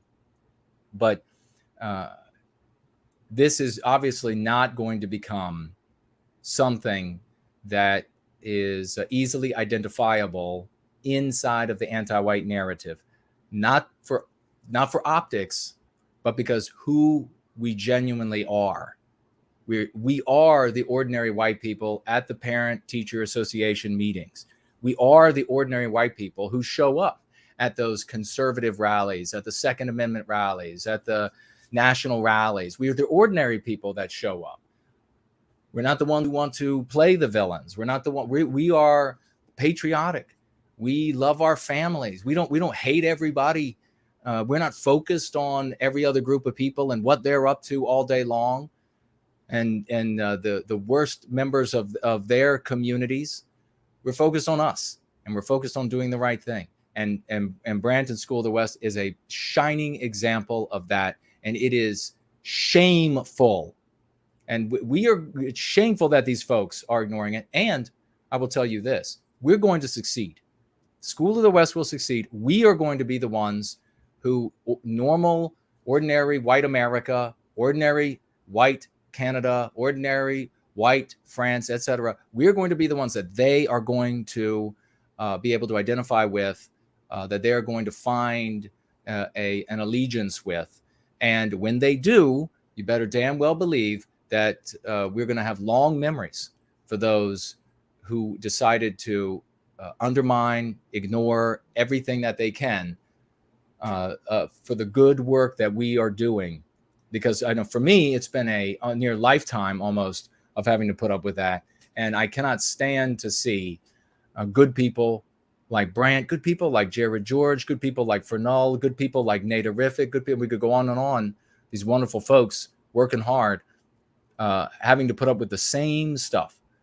So rest assured, when they show up, at the gate, these folks who ignored us now, and they show up at the gate and they say, "Okay, can we have an interview?" I'm going to say, hell no. Brant, what are your final words, brother? Anything else you want to add before we let you go? I want to reiterate what you just said there, that the school is going to work. It is working. If we build an army of homeschooling moms and we work that angle, which we're starting to do right now, then it's going to work in one direction. It might work in another direction if our people, quote, get off their butts and get in the game and let us all work together. Either way, it's going to work. So it's great. Everyone keep your head up. It's just two things before I go. Yep. The white well-being classes that I'm starting to teach, it'll be this week. People can Nice. sign up anytime and it'll be prorated. It's $60 over 4 months. So be prorated if you join later on. And also this Wednesday night at 7:00 Eastern time, I'm going to be on Donald Kent's show, which is American Zarathustra on YouTube. And he does a series called, I believe, Evening at the Museum. So this time we're going to kind of maybe start a mini series where we talk about art, which reflects the biospirit of Westernkind. And I believe we're going to be talking about sculpture. So if you want to see, high testosterone autistic guy talk about sculpture, you can tune in for that. So there you go. And where can people reach you to participate and to contribute or to get at the classes? Where can they go? It's all on the website. You can see the classes listed under the membership plans at contact@schoolofthewest.world. It's listed on the bottom of every web page on the website. And then also I've got a username on Gab at Brant Danger. And I'm sorry, go ahead. No, please. And I'll be starting a Facebook group for white well-being. There are several homeschooling groups on Facebook, but there's none expressly for white well-being. So I will start that this week. We'll see how long it's allowed to happen, how long it's allowed to exist. Yes. What will they do over there at Facebook about white people who are just focused on protecting ourselves, not allowing ourselves to be victimized? I guess we'll see. We'll be able to see the anti-whites for what they really are. The veil will drop. Hopefully it will last, though. Brother, thank you for every single thing. 2022 is going to be amazing. I know School of the West is going to go to the moon and the stars and beyond. Very excited. Thank you for your grand service to white well-being. Thank you. All right, man. Promethean hail. See you later. All right, Brant's going to remain, ladies and gentlemen, as far as I know, in the live chat. And if you have any questions for him, please tag him, and he will answer you right there in the live chat, because he is glorious that way. But I will be right back. Exactly what people think, and this is extremely dangerous to our democracy.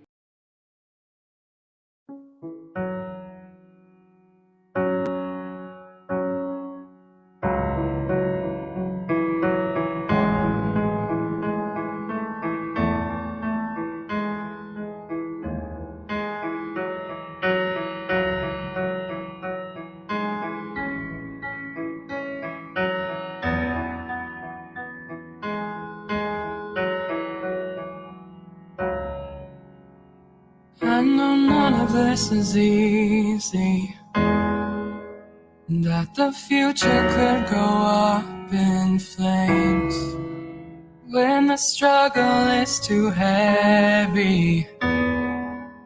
I resolve to embrace,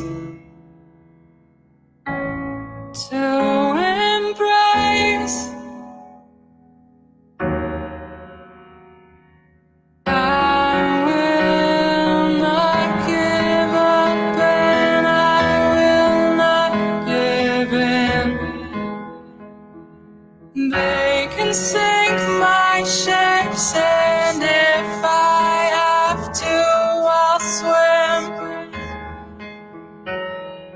There is nothing I would not do. I would give my life to keep you safe and overcome this with grace.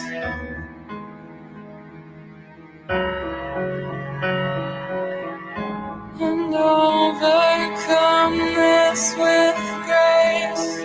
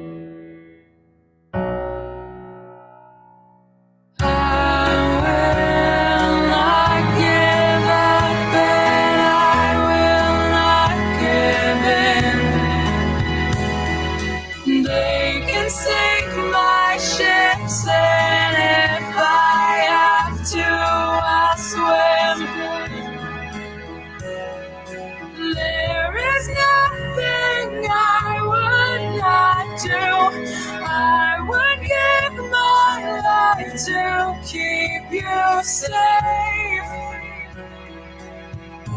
and overcome this with grace. I will not give up, but I will not give in. They can sink my ships, and if I have to, I'll swim. There is nothing I would not do. I would give my life to keep you safe and overcome this with grace. I would give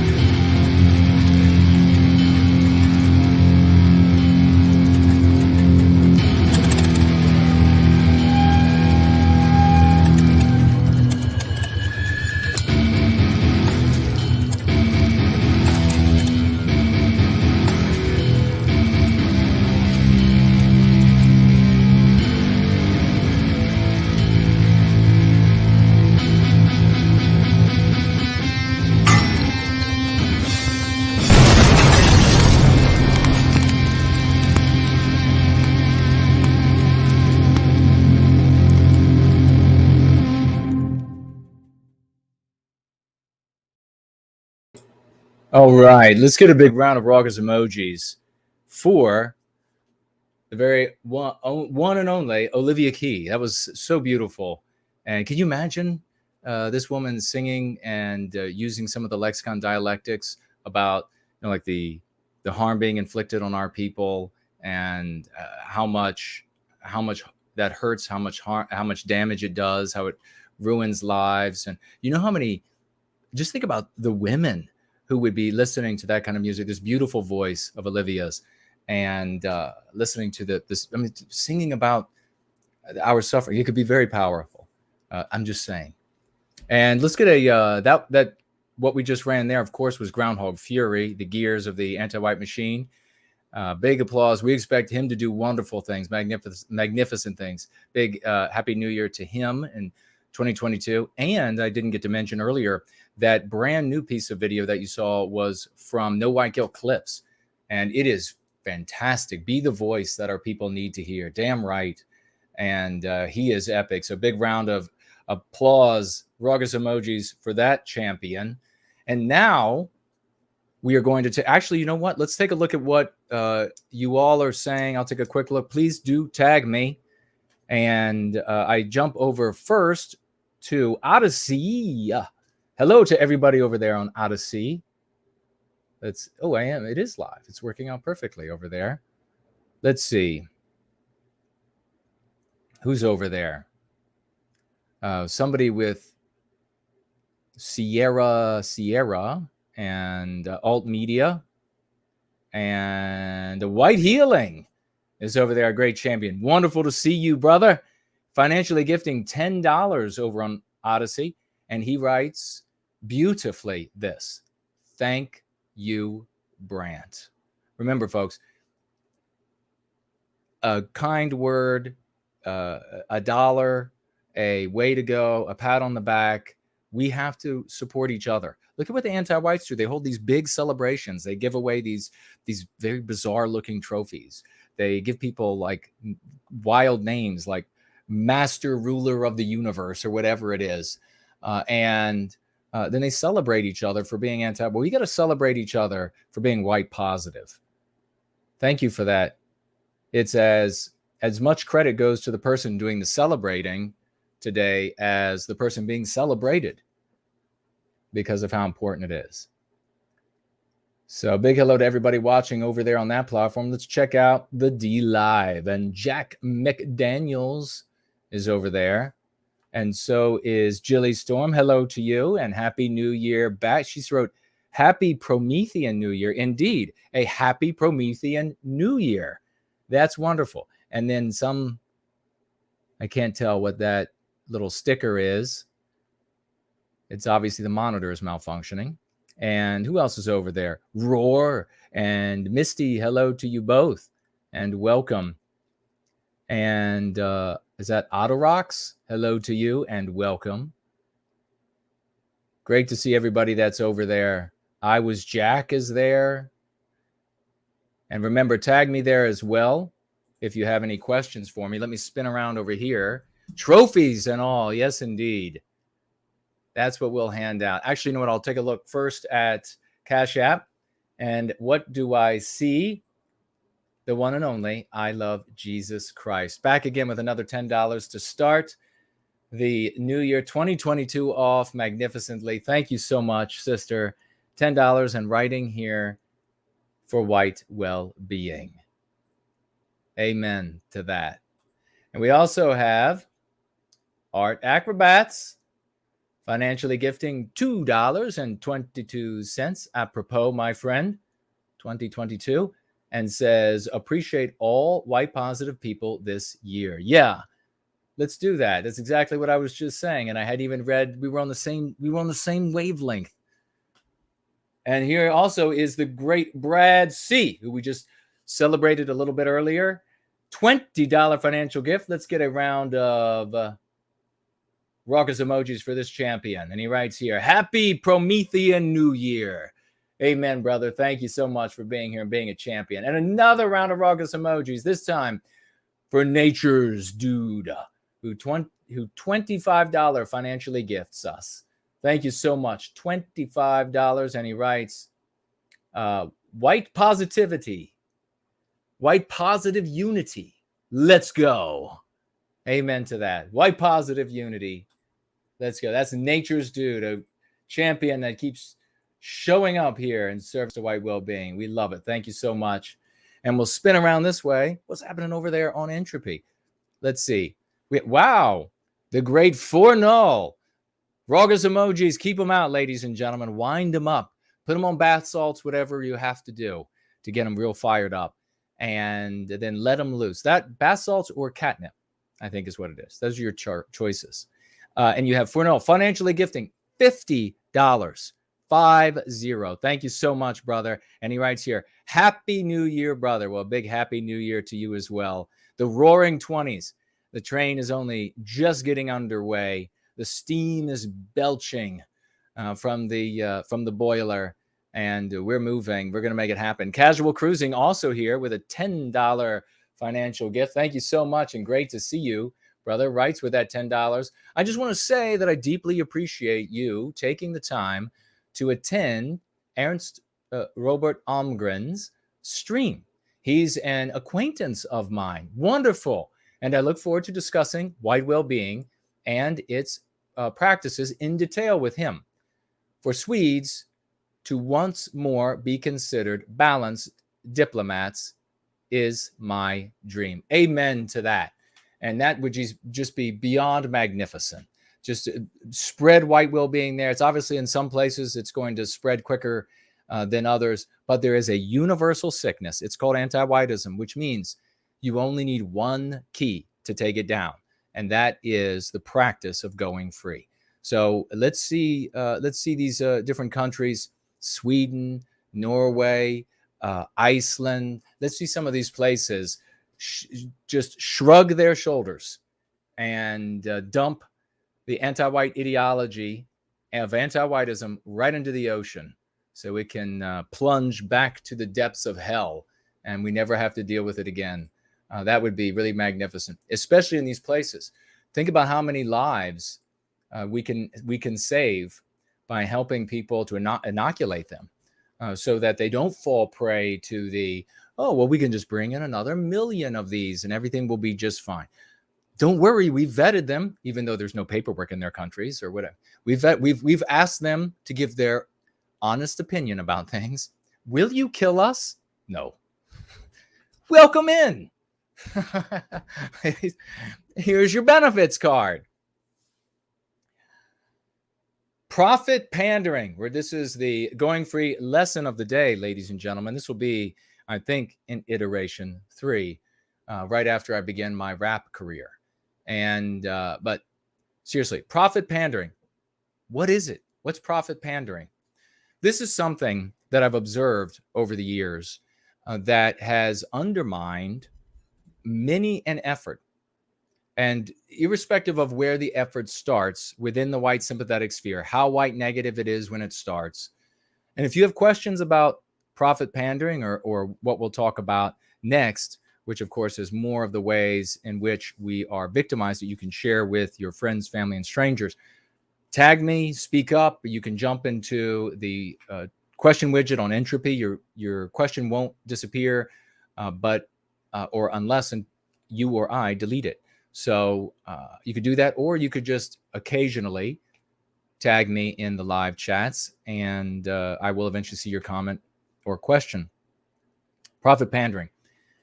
Doesn't matter where exactly the person or group starts with or within the white sympathetic sphere. What exactly they believe in the beginning. It could be more in keeping with white negative angles. It could be more in keeping with white positive angles. The problem is that when these advocates begin to feed themselves off of your financial gifts, what becomes the most important thing to them? Food or a white positive or white sympathetic objective? What becomes more positive or more influential to them? What takes precedence for them? Really think long and hard about this, because there have been, and there continue to be, groups and individuals who begin to live off of the gifts, or I guess these are contributions to these people, whatever it may be, tax deductible or otherwise. And when they begin to feed themselves, I'm not talking about people trying to get rich. I'm talking about people getting a meal. What becomes more important? When they move into an environment where they use they use the money that they have coming in for their food, they begin to pander naturally to the lowest common denominator. This has always happened. Now, sometimes they start out pandering totally to the lowest common denominator. Sometimes they start out a little above that, sometimes a lot above that. But where they're going to make the most money and secure their food, their daily bread for that day and the days to come, is inevitably where they end up with their arguments. And that's going to be where they're going to make enough money to feed them. What is the prospect base? What do they believe in the white sympathetic sphere? They have been horribly infected with mean pathogens. They believe that the only way to contest, that there are only a few ways to contest anti-whiteism. You could be like milquetoast on one end, and you can attempt to convince anti-whites that you were more anti-white than they are, like we saw with that little cupcake Alicia, who's at the hospital right now getting her knee stitched up after that horrible fall when she was in celebration mode. But of course, none of that's true, or all of it's true, or maybe some of it. Who knows? Nonetheless, you can go the milquetoast route. You're allowed to do that. Or you could go the villain route. You could play the antagonist in the anti-white narrative. So the majority of customers or prospects are of the mindset that they will buy, that they will invest for products or services. And specifically, these are more services. When you get like doom documenting, when you get doom dissecting, when you get, the tools that are used there, like the show of force, which is really, as First Last brilliantly termed, show of farce. It's either one guy making threats online, or it's a bunch of people, 50 guys or 20 guys or whatever marching in a street somewhere. That's the show of farce. Or you get the sarcasm and the irony. You get the double standards and the hypocrisy. Then you get the data. Look at all the data. And then you get the revisionist history stuff. And then you get the perpetrator lineups. Look at them all. We can name them all, right? These are the products and services that they end up selling. And the lowest common denominator is fecklessly milquetoast, like poor little Alicia, or being an antagonist in the anti-white narrative, which never works, has always failed, is an ugly place to be, is an ugly mindset, is destructive for your soul to hate other groups of people, to always be talking about other groups of people. And I saw some of an interview the other day, obviously not going to say who, but in the first 5 minutes, another group of human beings was mentioned 7 times. I mean, it's just insane, absolutely insane. So when these people get to this point where they rely on their meals, not to mention auto insurance, auto payments, rent payments, because not many people like living in cardboard down by the river, or at best living in a van down by the river. When you get to that point, when they get to this point, they then will sell what the most people will buy. Again, lowest common denominator. And you see this trajectory every single time. So you need to ask yourself, when you are going to support, and that's just watching, that's just talking about, that's just interacting, much less actually giving money to anybody. You need to ask yourself, are they eating on what I'm giving them? Is their message influenced by the fact that they need to make enough money off of it to eat? Because if it is, then you have to ask yourself, are they telling me what I want to hear, or are they telling me what I need to hear? Because there's a big, big difference. If what you wanted to hear worked, it would have worked a long, long time ago. What you need to hear turns off a lot of people at first, and they kind of yo-yo. Some of them get it right away, and they start implementing what works. Others kind of do the yo-yo thing back and forth, and then finally they stay. But what you want to hear and what you need to hear are very different things. You can think about over the course of your life when you've received advice that you did not want to hear, right? You wanted to hear. If you're interested, by the way, if you're interested in having a call later on, folks, message me, and then I call you during that part of the gathering. So think back to when you were in school or employment, and you received some wisdom, some advice, and they told you the exact opposite of what you wanted to hear. Like, you wanted to hear that it's everyone else's fault. You wanted to hear that it's everyone else's fault. You did nothing wrong. You're great the way you are. You don't have to do anything. But they told you, no, the only person you can change is you. The only person that can change your environment is you. The only person that can change your outcomes is you. And then you immediately knew, oh God, that sucks, as most people use the colloquium. Yeah, no worries. Colloquially. But you realized at that point that if there was going to be any change, you were going to have to do it. Now, if that person didn't really care about you, they would just tell you, you're perfect the way you are. You don't have to do anything. It's everybody else's fault. You got the bad grades because the teacher doesn't like you. You didn't get the job because they don't like you at the job. You didn't get the promotion. You didn't get the girl. You didn't get the guy, because it's always their fault. And in some cases it will be, but most of the time it's not going to be. Most of the time it's going to be something that you can affect, that you can change. And you needed somebody to have a little bit of hard love. That's what happens with Going Free.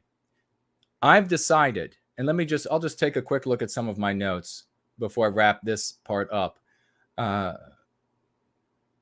Decisions are primarily based, when somebody is profit pandering, decisions are primarily based on paying one's personal bills.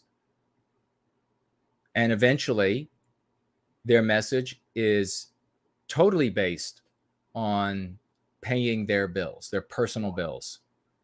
There's no purity of message. There's no purity of message at all, because the need to eat is interfering with their personal. Nobody's going to say, let's just be honest. Nobody's going to say, oh, no, I'll go ahead and starve. I'm going to put the cause first. I'll just go ahead and die. No one's going to do that. They're going to put their food first, their rent payment first. When they're profit pandering, or if they're a profit panderer, you have to question every decision. Is this decision being made to pay one's personal bills? Profit pandering inevitably leads to the priority of the desires of the lowest common denominator, as we pointed out. And what is the lowest common denominator in the white sympathetic sphere? What will most people buy? Well, that most of them buy the idea that there's going to be some show of force, that there's going to be some political, sketchy social political group that will take over. They'll buy that. The new flag, a new 20-point manifesto, whatever it might be, right? They'll buy that because they have been lied to and sold this idea that that's what works.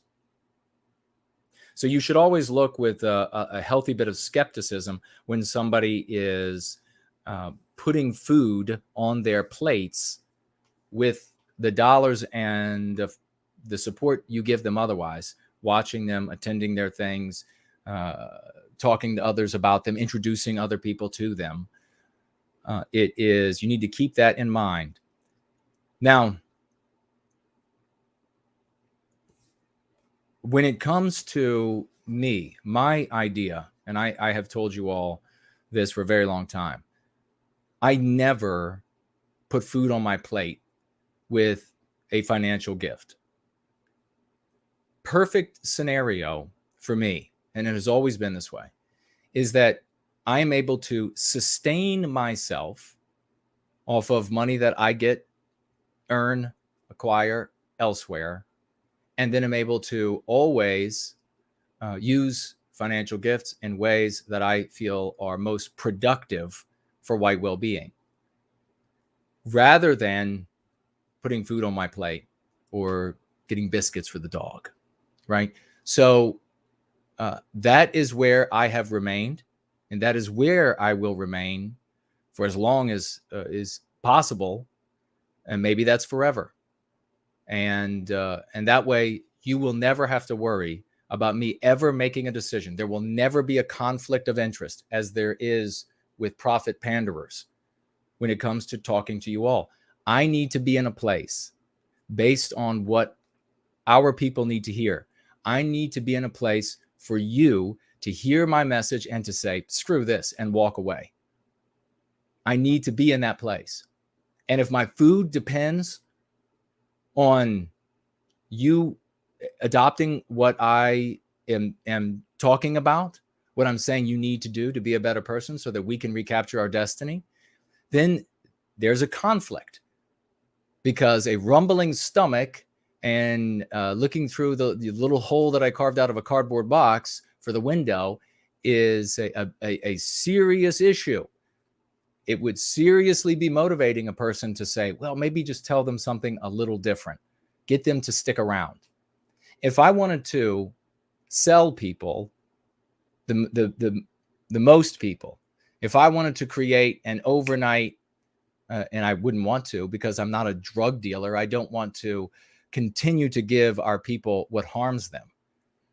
But if somebody else wanted to do that, and I could tell them what to do, I could have them dominate the white sympathetic sphere overnight.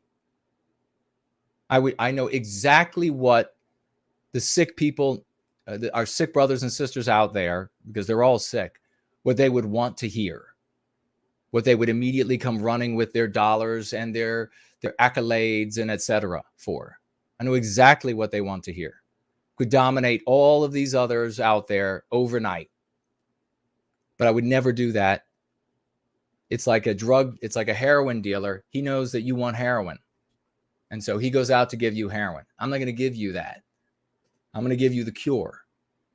And that's always going to be, that's my promise to you. And that's always going to be the way it is. So if you have any questions about that, and I've seen a few people who maybe want to talk a little bit later when we have the call-in portion. But if you have a question right now, make sure you tag me and I will get to it, a question or comment.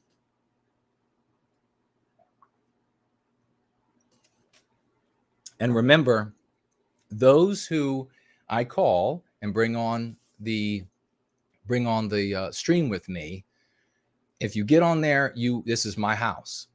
You have to respect me. You have to respect that I'm a moral person. You can't come on here and cuss your head off. You can't come on here and use racial epithets. You can't come on here. All of that is disgusting. I throw you right out of my house. You can have all the free speech in the world in the public square. You can have it all in your house, all the free speech you want. In my house, there are going to be rules that have to be obeyed to be here, just as there can be rules that have to be obeyed to be in your house. If you decide to say something objectionable, maybe your endeavor to harm the channel. So you're inside, you're going to jump on and you're going to say something objectionable. I immediately am able to hang up on you, so you won't get to say anything else. And then I'm able to cut you out of this stream. So it won't matter. I could just delete you from the stream. And so after the fact. And so you won't do any good. And then we'll all get to laugh at you and make fun of your midget stick afterward. So, or if you're a female, and I doubt it because women love white well-being. But if you are a woman, then maybe we will make fun of your big midget stick. Let's jump on over to page 254 on the second edition, iteration 2 of Going Free, which is available. And if you acquired iteration 1, second edition, as a Kindle book, you can merely just download this. You won't have to pay anything else. And so we're going to talk about some of the ways that we are victimized by anti-whites and anti-whitism. You can cut this portion out. You can write down that right now it's 7 East Coast time, whatever time it is where you are, 2 hours into the show, 2 hours and 7 minutes into the show. And you can write that down and then come back to it later.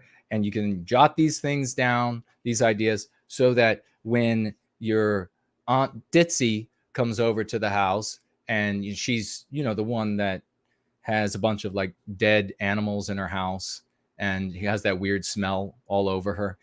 When she comes over and she tells you about how good it is to victimize Westernkind because nothing bad ever happens to them, you can break some of these out and you can say, hey, Aunt Ditz, let me tell you a thing or two.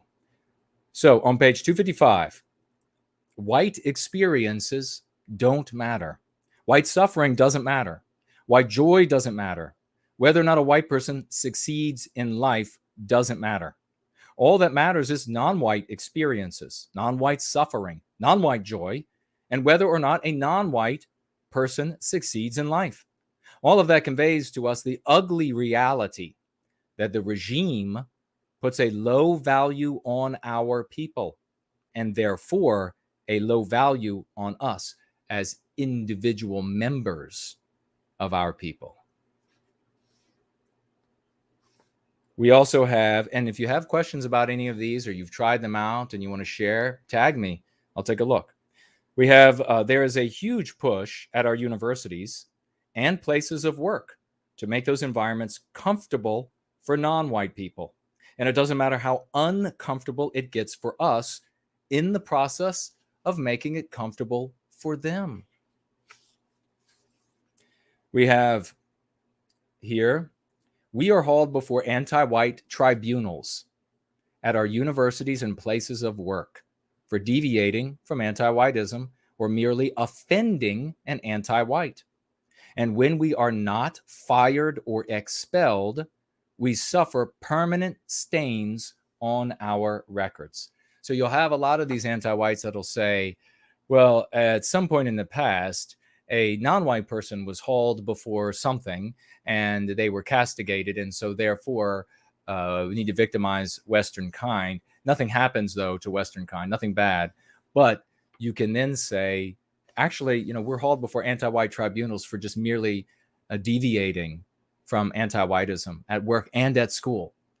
We're not allowed to object to anti-whitism. We're not allowed to question why we were not promoted when it was clearly a case of a promotion based on race to victimize Westernkind.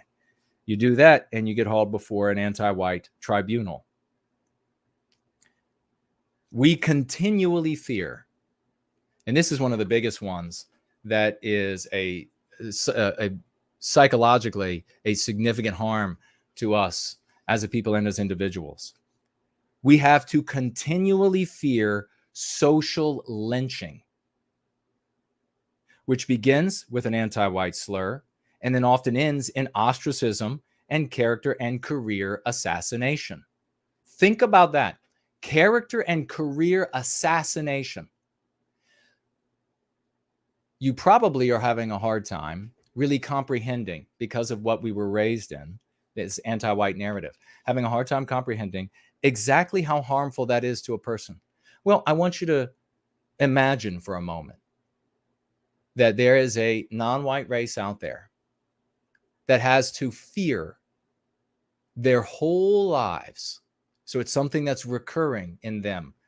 They have to fear it. They don't have to think about it necessarily every second, but they have to fear their whole lives that at any moment they might say something, do something a little bit off, and it might be considered objectionable by whomever. And then, as a consequence, society is going to lynch them. Society is going to assassinate their character. Society is going to assassinate their reputations. Society is going to get them fired from their jobs. And of course, these are the anti-whites doing these things. But just imagine this is happening to a non-white people. And imagine the anti-whites coming to you and saying, do you really expect these people to be a success in their lives? Do you really expect, with this incessant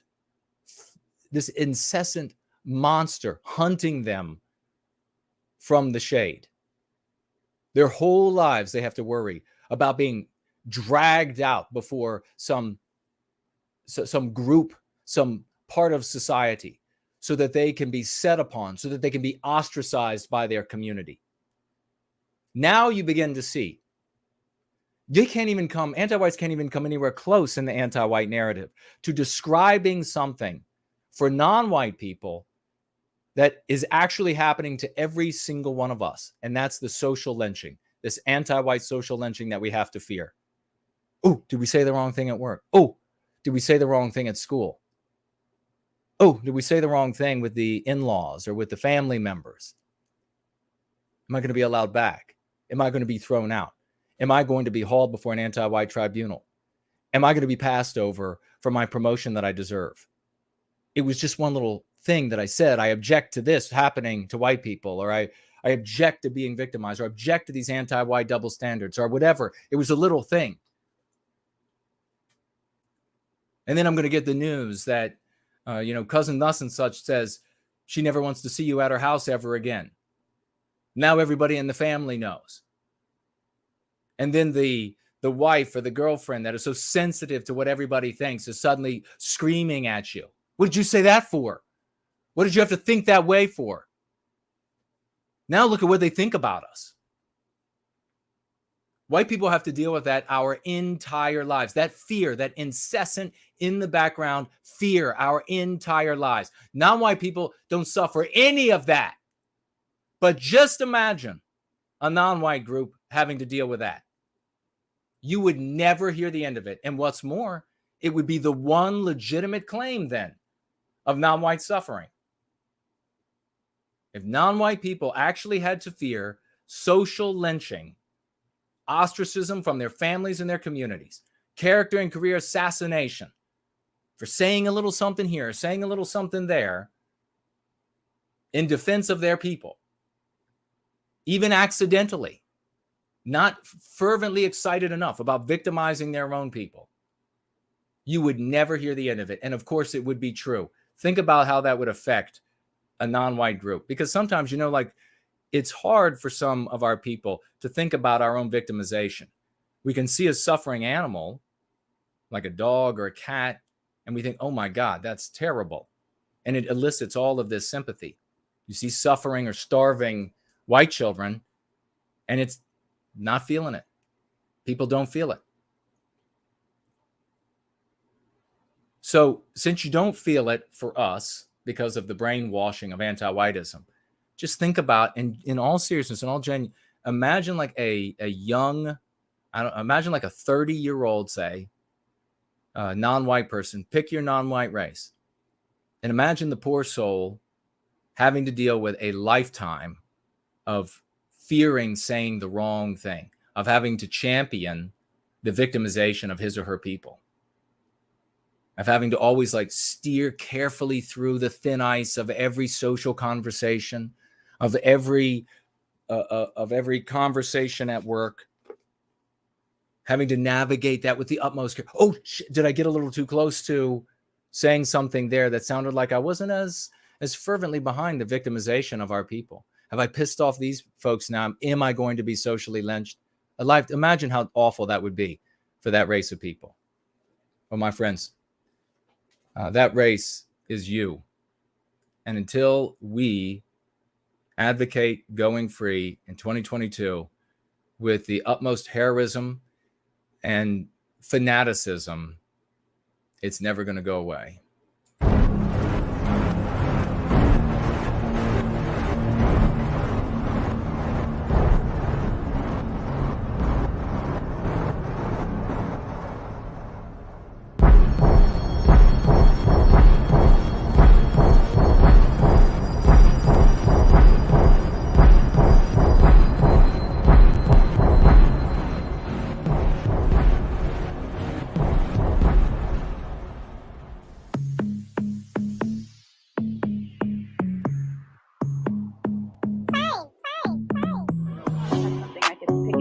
We'll have you both talk to it. Did you hear the question?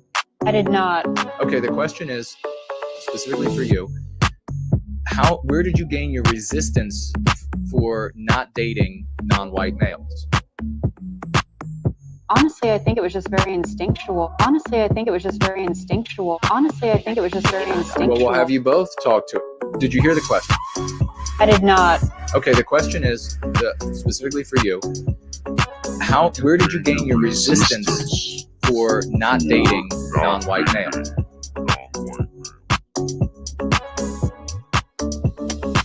Honestly, I think it was just very instinctual. Honestly, I think it was just very instinctual. Honestly, I think it was just very instinctual.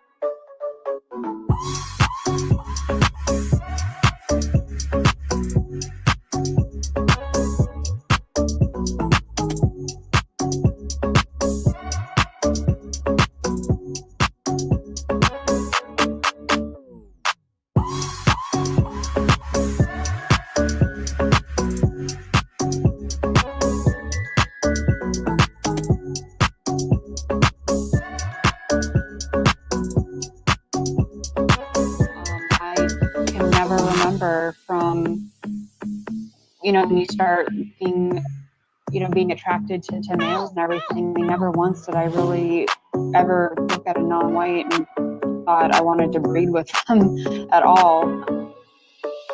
Honestly, I think it was just very instinctual. Honestly, I think it was just very instinctual. Ever look at a non-white and thought I wanted to breed with them at all. Honestly, I think it was just very instinctual. I wanted to breed with them. For most people, I really think that's just a natural phenomenon. I think it's mainly outside influence. I think if we didn't have the propaganda and the brainwashing happen, most people would gravitate towards their own. I mean, there's always going to be a freakish minority that do, but I can't say that I've just naturally always been attracted to European males, and preferably ones that have similar features and heritage with myself. European males, and preferably ones that have similar features and heritage with myself. European males, and preferably ones that have similar features and heritage with myself. Well said. Yeah, I thought I'd just piggyback really quickly and say that, it's a lot of it too. It's just like, can you hear me okay? Yeah, hear you just fine. Personal experiences and observations that one can have.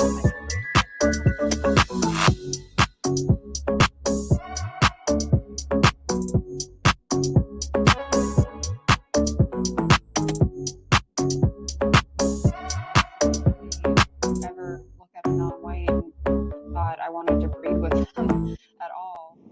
Drowning in the argument, the anti-white says, what exactly is anti-white?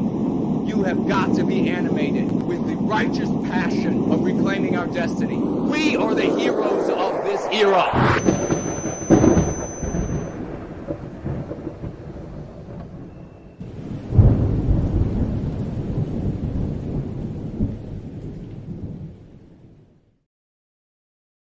The answer is yes to everyone who would like to call in so far. I think that Just said No White Guilt Clips himself is wants to call in, which is awesome. So 2022 is already starting off epically. Just imagine what the rest of this year is going to be like. It's only day 2, for God's sake. And we're already building that cathedral that stretches to the heavens. And from where we will look down upon this misbegotten and woeful anti-white world. And we will raise the heroes out of that mire and reclaim our destiny. How glorious is that? Let's roll, because we want to make sure we get into everyone. We can get all those calls on in tonight. Let's get to some of the announcements really quickly, and I'll go back and forth between announcements and what you all are saying and any financial gifts there are. The first announcement is really a question. Is there anybody out there who would like to volunteer to add my website, nowhiteguilt.org, to some of the graphics? I don't know how many there are. There might be just 10. There might even be less than 10. There might be 12 that people have made and people have sent me. So they're like, some of them are like memes or just general digital graphics. And they don't have the website on them. If there's anybody out there who would like to volunteer to add the website, let me know. It would, you could do so on Twitter messaging. You could do so by the website messaging. You could speak with some of one of the mods about asking them to get you in touch. All right. Well, Mr. V has already volunteered. that was fast. Thanks, brother. So I'll be sending these graphics to me. So what we'd like to do is we want to get these graphics up on the website on the downloads page so that you can grab them, screen capture them, you can print them out, whatever it is. And then we can share these things everywhere where it's lawful to do so. So thank you very much. That's wonderful. I want to mention, and this is a big one for your bath salted raucous emojis, that we have at least 2 little baby girls to mention in the last couple of days. We have Laura and Sam's brand new baby girl to celebrate, a new daughter of the West. But we also have, and many of you have already heard of Laura and Sam's brand new daughter. Big congratulations to them. We also have Lacey Lynn's brand new baby girl as well, another daughter of the West. Let's give these wonderful parents, of course, Mr. Lacey Lynn, maybe we'll say, a big round of raucous emojis. It is glorious to start 2021 with brand new babies, and they're going to be growing up right, not hating themselves, hopefully inoculated against, with the MCs that we share here, inoculated against anti-whiteism. It's fantastic. Big heartfelt congratulations to everyone, and looking forward to the wonderful baby pictures that are yet to come. We also have a new advertisement on Gab. And has anybody seen it yet? Where we advise folks to resolution the solution and go free in 2022. If you have seen it, please speak up, because we'd like to see. We actually have a phenomenal click-through rate on it. I won't say exactly what it is, but it is well above good. So that is a great sign. And this is passive advertising, and it's certainly economical over there on Gab, and just we have a phenomenal click-through rate. Very, very proud of that. So if you've seen it, let us know. And let us know what you think as well. Also, if you have any ideas for other verbiage that we can put over there on Gab when we are running advertisements. Now, we've heard about him twice over the course of the stream. I was on this past week with Ernst Almgren over on his channel, and we're trying to grow his YouTube channel. I believe it's fairly new. So maybe if one of the mods could grab the link that I shared on Twitter for the episode, and we could get people, if you didn't sub, it just would take 1 second. Subscribe to this champion. This is a stand-up guy. It is really a stand-up guy, and very excited about him. He's a father and husband, and he was on point when it came to the lexicon and dialectics and what the why behind it. Like he could see, aha, that's fantastic because it'll work like this, and 100%.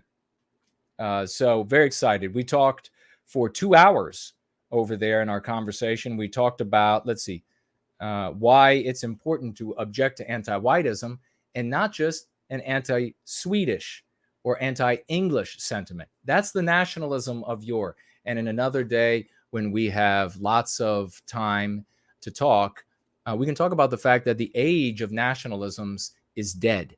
It's been long dead. Now, that impetus of tribe hasn't gone anywhere in the human animal, but the age of nationalism is dead. Antiquated nationalism is long dead. The world is far too interconnected for that to be a vehicle. So some people will use that word nationalistic to mean a broader nationalism today. And I think that that's kind of clunky and a bit misleading, because that makes people think, well, we could just be nationalists again, and then we will recapture our destiny. No, they already defeated it. They know how to defeat it. So why would you go back and do the same thing? So we talked about objecting to anti-whiteism. We talked about the importance of the dialectics, and which, as I say, he was very excited about, and how they work in language. We talked about the importance of being explicitly in the service of white well-being, being white positive, avoiding the way he referred to it as the stereotype, and going free. And by the way, I forgot to ask Ernst if he has a copy of Go Free. I will send him one. Let's find out. And right away. But what we would refer to as playing the villain, being the antagonist in the anti-white story, somebody else's story. And we also talked about successfully, let's see, how we successfully managed to get the lexicon and dialectics into the mainstream, something that Ernst, to his credit, I mean, it's just you really have to like celebrate somebody who is doing what our people used to do, just normal. It used to be like the average thing was a man. If a man saw a group of people doing something successfully, and they found out, okay, these people are the source of it, a man walks up and says, if they're for it and they're into it or whatever, they walk up and say, well done. How can I participate? Because they have honor, because they want to be able to look at themselves in the mirror. But we don't, that's it's short supply these days. So we really do appreciate Ernst, and we had these discussions. Also, kind of, I don't know exactly recall whether we broached entirely on it or not. I did mention it, and I will mention it here again. We never give the anti-whites the names of their taking, and we never take the names of their giving, because we are in our story. You don't have to understand all of the reasoning or mechanics behind that, how it works, why it's so important. You just have to be able to follow, like you can follow an exit sign. When the building's on fire, you don't see it and then question what's meant by exit, and why is there an arrow, and why is it, you don't do that, right? You just use the information. That's what you do here. You never give the anti-whites the names of their taking. Well, an anti-white might call themselves, white. They might call themselves an American. They might call themselves a Catholic. They might call themselves Jewish. They might call themselves, I don't know, whatever, Martian. They might call themselves whatever they want to call themselves. But in our story, if they're anti-white, that's all that matters. So I'm not going to give them the name of their taking, any of the names of their taking. And I will not take any of the names of their giving. That is what's important. In our story, we are in the center. And we just acknowledge what choice a person makes with their words and actions of what kind of person they're going to be relative to us. I want to give a big, big thank you to our master glassmith. I have to show you. Let's see if I already have some of these. Yeah, take a look at this, ladies and gentlemen. Isn't that magnificent? Our heroic, brilliant master glass blower has created these. And as you can see, one of them has the name of one of our champions there, Yiz the Unifier, in it. And I have sent that to her. And if she has been to her P.O. box, she will have picked it up. So those are beautiful. A big thank you. Let's get some applause, some emojis for this champion, the glass blower champion in service to white well-being. This really is a master craftsman. He could do some miraculous things. And this is some of his work that he has sent recently. My deep gratitude to you, brother. They're beautiful. In fact, I may put on during the next break one of my favorites, which is the one from a little earlier that contains the entire solar system in which it's called Vedya, in which Prometheus Rising takes place. So that's great. Let's see what else we have here that I want to share. I want to share some of these memes that folks have sent. And so it might require, I wanted to share, here's one. Always remain within the white positive narrative. See, this would be one that would be great to have the website on so that folks could copy this off of the downloads page, and then they could maybe go out into the world and find it on the back of a street sign or something like that, where it's lawful to do so if they find it there. But that would be fantastic. Let me see if I can find a couple of others here.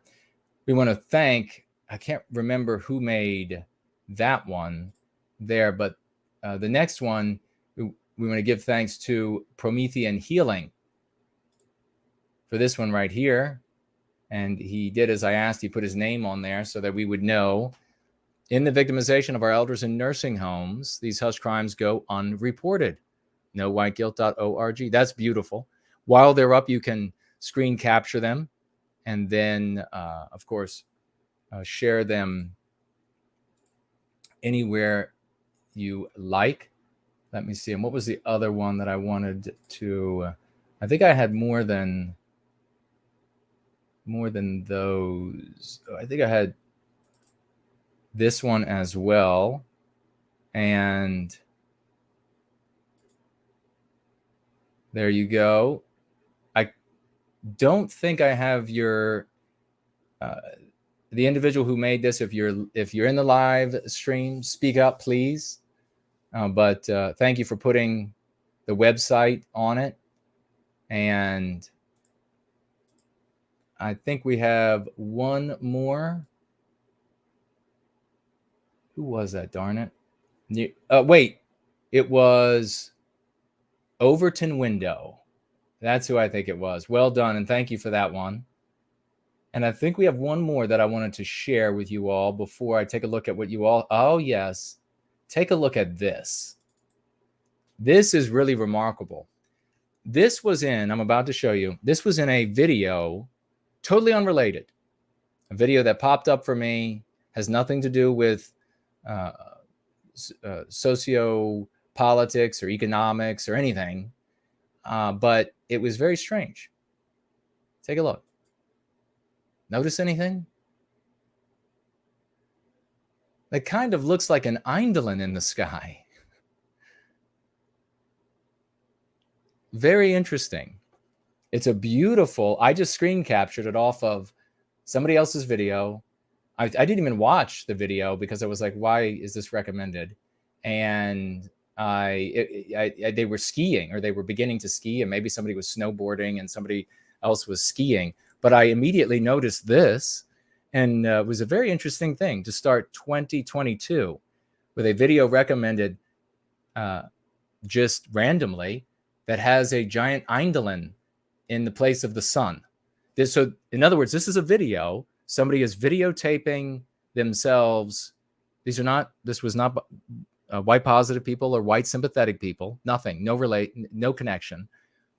They're videotaping themselves at the slopes, and they get with their camera, their phone, an image of the sun there, and that's what it looked like. I wonder if that is an augury. In other words, a good omen. I love it, though. All right, let's see what you all are saying, and then I'll check to see if we have anything else to show. I don't think so. So I'll look over here. We have Dude Bro Moment has financially gifted, and I want you all to get out your raucous emoji. This is a day for raucous emojis, let me tell you. And I can see we have some of the Hitlerian cultists showing up. The Hitlerian cultists, they always show up and they immediately throw around the word cult because they're from a cult. You know, in their circles, if you don't talk about puppies all day long, blame everything on puppies, live in a world that is surrounded by puppies, you are immediately ostracized. They all hate on you. They all want to ruin you. They threaten your life and more, unless you immediately submit to their cultish views. You have to submit, and then you have to learn all of the words like Marxist, neo-Marxist, liberal, neoliberal. You have to learn all of these. There's a whole panoply of words that you have to learn and you have to say. And these are you have to know all about the Frankfurt School. And by the way, these guys like to talk about the Frankfurt School. The guy who popularized that, I worked with him. So they claim, so you have to know all of these things, right? You have to speak all of these things. You have to say all of these things. And if you don't, then these cultists, these Hitlerian cultists, will run after you with their threats of murder and everything else. And then they'll come around, and if you are doing something different, then they'll come around and they'll say, what are you, some kind of cult? Yeah, the people who say that you have these litmus tests to be among them. Of course, everyone here in the practice for going free comes and goes as they like, and they can use the practice just like working out and eating right, and they can improve. They do improve. The evidence is there, or they can go. Nobody's going to run after them and curse them and say misrepresent them and threaten to murder them. No, that happens with the Hitlerian cultists.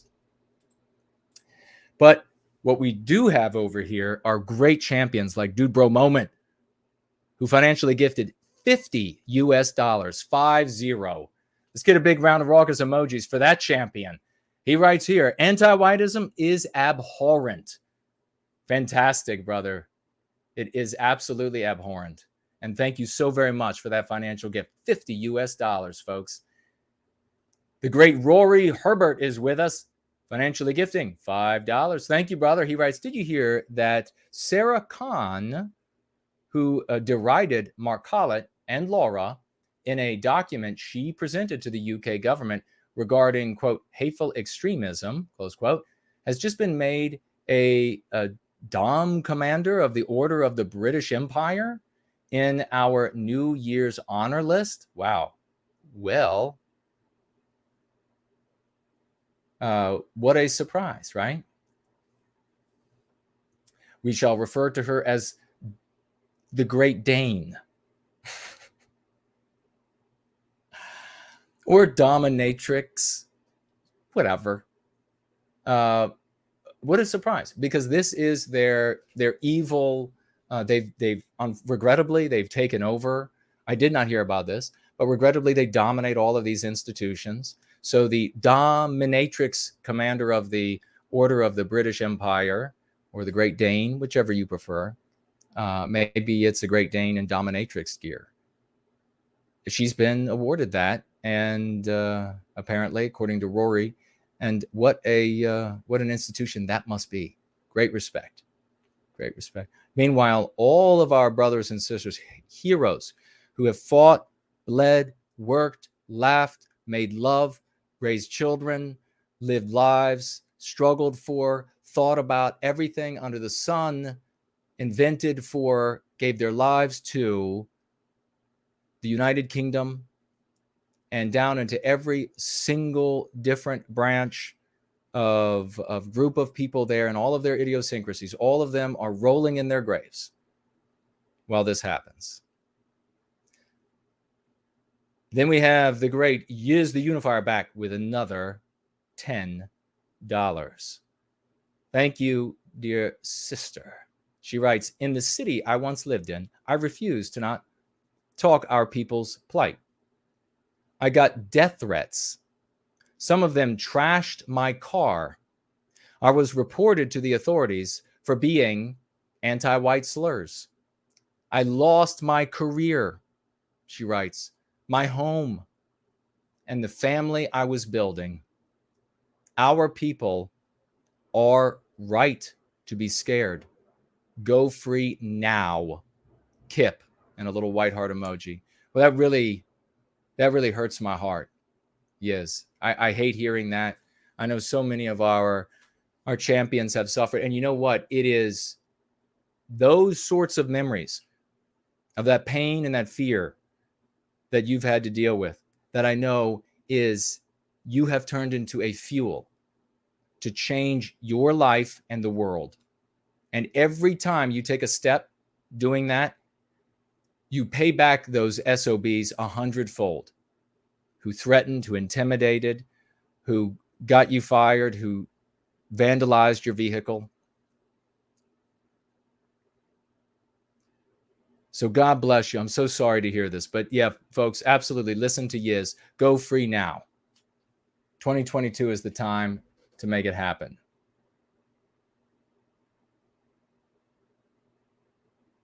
She says in the question widget, my $10 donation, chat, is in regard to what we were talking about before the break about our people having to be careful with what they say or they end up being attacked. So that's a real victimization that we suffer. And it's one of the reasons why, another reason of the many reasons why we go free. We use the lexicon, we use the concepts. We use the concepts, which is maybe difficult for Hitlerian cultists to understand. We use the concepts that are most effective for us and that also make it easier to defend ourselves in places like work, in family circles, in the schooling environment.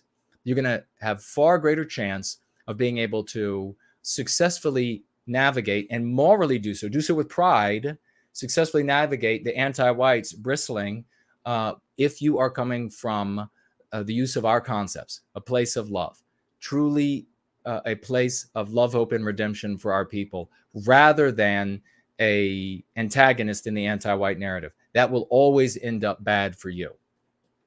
So God bless you, sisters. So very sorry that you had to endure that. You should be living a completely different life. We all should be. We all should be with the kind of industry and the courage that people who come here. I mean, first of all, and when I say here, I mean white positivity and going free, the practice of going free. Because first of all, you have to be smart, so educated, intelligent, brave, and mature to go free, to lead, or even just to object to anti-whiteism. But then you have to be all of that times whatever more to then go free and implement this practice in your life, because now you don't only just get vexed by anti-whites, but you also get vexed by Hitlerian cultists and militiamen and all of these other imbeciles out there that have invested themselves in stupidity, and now they just can't let it go because they're too embarrassed.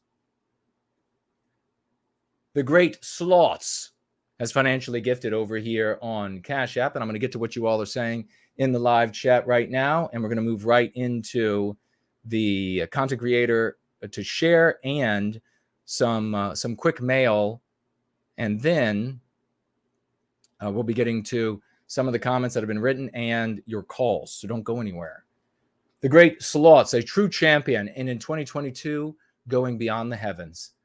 Financially gifting $20.22. Fantastic, brother. Thank you. That's gorgeous. He writes, for art acrobats, since he did it first. Well, that's magnificent, brother. Thank you for acknowledging that. Yes, he did. And good on you following up. Slots is a really considerate guy. So many of you are. And Sloth's a great example of it. So thank you much, brother. And great seeing you here as always. Let me take a look at over here on Odyssey. And looks like we have Truth Behind the Paywall, says Promethean Hails. And a Promethean Hails to you. Thank you so much for being here. And over on D Live, For the Glory of Christ is with us. Hello to you and welcome. Happy New Year. Nature's Dude is over there. Great to see you, brother. And looks like Nature's Dude put up some stickers, like a flashing, like a radiating heart and a, not very sure, is that like a plane going through the air? Maybe it is. He said, and then a sticker that says more white well-being. And it shows pictures of these beautiful white babies. Yes. In response to, I'm sure, the babies that have been born recently. Daughters of the West, going to do wonderful things. Yes. And so great to see you all. I'll turn around here, take a look at YouTube.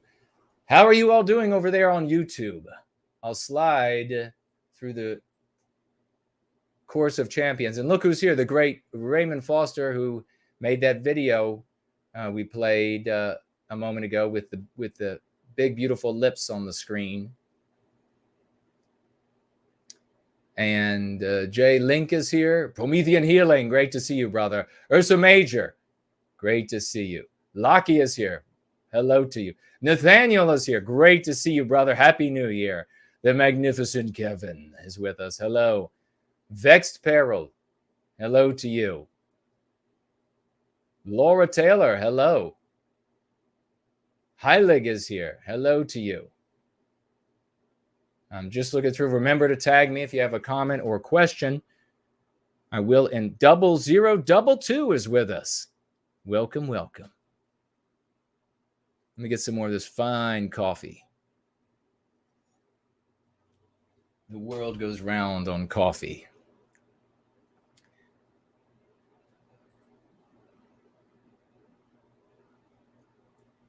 All right.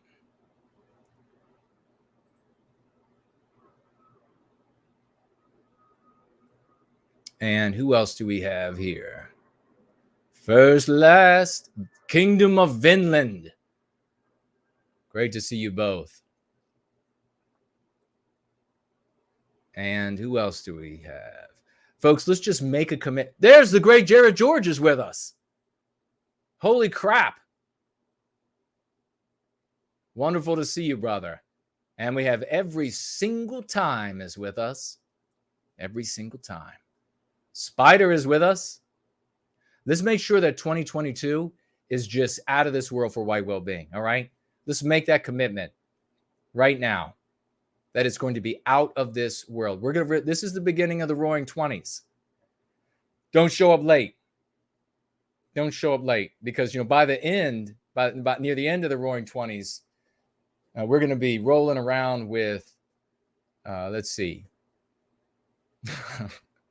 Tommy Flowers. Ian T.D. Wilson is with us. Yes, right, the Cult Quackers. That's who they are, the Cult Quackers showing up.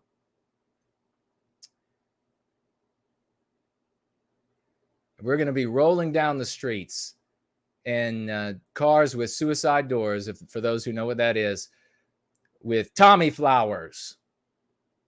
That's what it's going to look like by 2027, 2028 or so. So you got to get here now. You're just not going to be dressed right by the time that comes along if you're not here.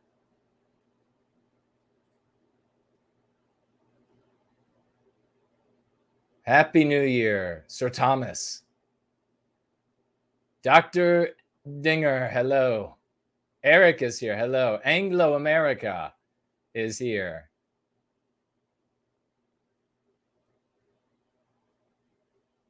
Tommy flowers are it's a big bundle of daisies. That's what it is, if you were unsure.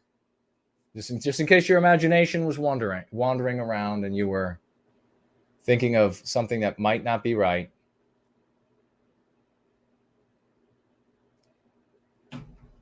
So let's swing back around. Content creator, and you all have to give me some feedback on this, because I got to make sure that Promethean Epoch on Twitter. So it's at Epoch Promethean, at Epoch Promethean on Twitter. Jump over to Twitter when you get a chance, at Epoch Promethean. Is that account still around? I hope it is. I'm sharing it. St. Thomas, hello. God bless you as well. Thank you so very much. Let's get on to some of the mailbag, shall we, folks? We're going to start off. Everybody likes a dip into the mailbag, don't they? Let's go ahead and have a look. What do we have here? Get out your raucous emojis, because we had a financial gift of $100 US. 100 to start off 2022 by a champion by the name of Blue-Eyed Wolf. Blue-Eyed Wolf writes here, I call myself the Blue-Eyed Wolf. I've been following your content for a couple of years now.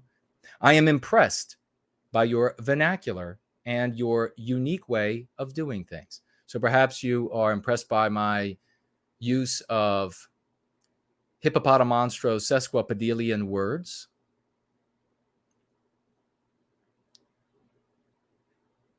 And my categorizing of all things that are in the antagonist role in the anti-white narrative as floxenosinai hilipilification. He goes on to say, impressed by your way of doing things. I appreciate what you do for us and your sincerity. So I guess what I'm saying is thank you for all the risk that you take and thankless hours you put into protecting us all. Thank you very much for saying that, by the way, Blue-Eyed Wolf. I really appreciate that. And thank you so much for that kind financial gift. If you want to be in a position in the white sympathetic sphere, you'll really have it happen here in the white positive sphere. To be in a position to have a ton of people celebrate your efforts, then you're going to have to spend a lot of time with nobody working at it. That's the way pretty much everything works in life. So just remember all of those hard hours of whatever it is that you're doing in service to white well-being where nobody sees. Those are hours that need to be spent so that you will have a moment or moments where everybody sees and celebrates. And he goes on here, and to honor that sacrifice, I have enclosed a financial gift for you. Sorry, it's not more, but I don't make a whole lot of money. Please don't apologize. Every penny of financial gift to me is magnificent. And I deeply appreciate. So thank you so very much. He goes on, I also bought a gift for Mother Dresden. The gift just barely got here, and I have a card for her I wrote in German. Maybe it'll make her feel more like home. I realize it's late. I'm sorry about that, but I didn't think it would be right if she just got a letter and not the gift. I was hoping you could take some of the funds out of the financial gift to pay for the shipping. Absolutely. We did that, brother. He asked me as well. And thank you so very much. That's a big heart. That's a considerate. We're just talking about people in the white positive sphere being considerate people. This is everybody who reached out to Mother Dresden and to make that time better for her. It absolutely worked. It buoyed her spirits. I thank every single one of you and everybody who sent their prayers and their positive thoughts to her. I thank every single one of you. And this was wonderful. Blue-Eyed Wolf had me take a look at his gift to make sure he wanted to know if I thought it was appropriate. And it was the most beautiful snow globe. And I guess, I don't know whether it was heavy. So I don't know if it was, the base was pewter or I don't know. I mean, it was heavy and just magnificent. So yes, it was a beautiful gift. And I boxed it back up with all of the, talked about box and a box and a box with all of the padding to make sure that nothing happened to it. And it did indeed make its way down to Mother Dresden. Thank you so very much. And the financial gift obviously covered those the cost of shipping. And thank you for all of that. Just the entire thing was magnificent. Big round of raucous emojis for Blue-Eyed Wolf. Who else do we have here? And let's see. We have raucous emojis for Randy, who regularly writes. It's wonderful. A good guy. $20 financial gift. And take a look at this card. This is beautiful. Look at that. I wish you could see. The camera's not showing you as well. It's glittering to go to the words that Blue-Eyed Wolf was talking about. I don't know. What shall we use here? This one properly coruscates. Beautiful. Thank you so much, Randy. And he writes here, Jason, thinking of you and wishing you comfort, joy, and hope. Merry Christmas, Randy. Well, God bless you. Thank you very much for this beautiful card and the $20 financial gift, Randy. You are a regular and a great champion in service to white well-being. We have also, here we have another, keep those emojis out, $20 more financial gift to start 2022 just right. And this from, I will just say his name begins with the letter D, because I don't know if I'm allowed to say his name. I don't think I am. He has here a suggestion for a business card he's going to have made, and then I guess to pass out. It's a white positive business card he wants to hand out. Good on you, brother. Well done, and move forward with it. Thank you so much for that. May your home be filled with a white warmth. May your heart be filled with white love. Good Yule. Happy New Year, D. Well, that's a blessing, D, and I will share the card. Take a look at that. That's a handsome card too. Our people have a great aesthetic, don't they? I never get anything that is really objectionable. If I do, I will let you know. I will tell you how ugly it is. Like when people use whiteness for us, I'm not afraid to point it out and say, oh, heavens, I don't produce whiteness. Take a look at this. These are from the wonderful Elaine Sabatino. 2 cards from Elaine. She writes here, Dear Jason, thank you for looking out for Mama Dresden and our friends in the white positive sphere. I wish you a very Merry Christmas and a Happy New Year. I'm very glad you met someone nice to share your holiday memories with. My handwriting is terrible, but I'll send you an email, Jason. Thanks again for all you do, brother. Cheers to white well-being. Love, Elaine. Well, thank you so very much. And cheers to you as well. And then this cute little card as well. She sent, and it's got a little cardinal on it, which is magnificent because that's the state bird here in Virginia. Hey, Jason, wishing the special things a bright and Merry Christmas brings. Have fun with the NWG Arts and Crafts. I included some extra letter stickers in case you need to make your repairs or want to make your own plaques and stickers. Merry Christmas, Elaine. And then P.S. The stickers are waterproof, but not the black decoration ones. Let me show you something. This is all my, this goes on my desk. She sent this. This is for my desk. Look at how pretty that is. Now it goes all the way around. Some things that might happen this year, maybe we have some get-togethers and maybe some people get some of these little beautiful works of art for attending And this is wonderful. Thank you so much, Elaine, for everything you do. Folks, it was this magnificent collection. We don't have time to share any more of it today, but we will in the future, the kind of things that she made and shared with all of us. Truly beautiful, and it's coming from a beautiful heart, and that's how it ends up happening. Now we have here, ladies and gentlemen, Raucous emoji time again. $100 financial gift from Biospirit of the West. And I think he's with us today, a genuine champion. And what do we have here that I can, let's see. Biospirit of the West. He says here, I recently got a new doggie and named her Spirit, photo enclosed. So now I am Biospirit of the West and his dog, Spirit. I love that.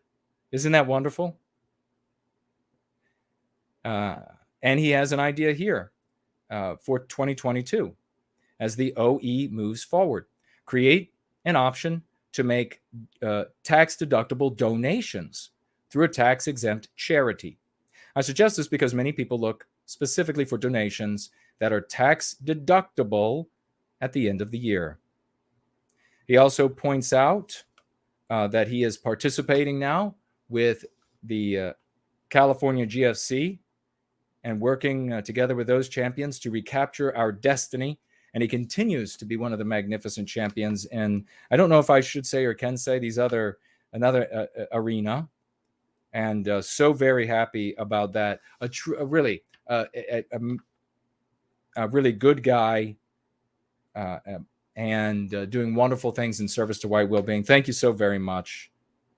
He says it's a privilege interacting with everyone who serves white well-being.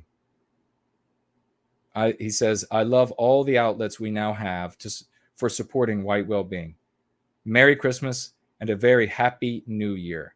So that is Biospirit of the West and his doggy Spirit. Take a look at this cute little dog. Isn't that wonderful? This dog's serving white well-being. So there's no messing around now. And has also sent this wonderful little card.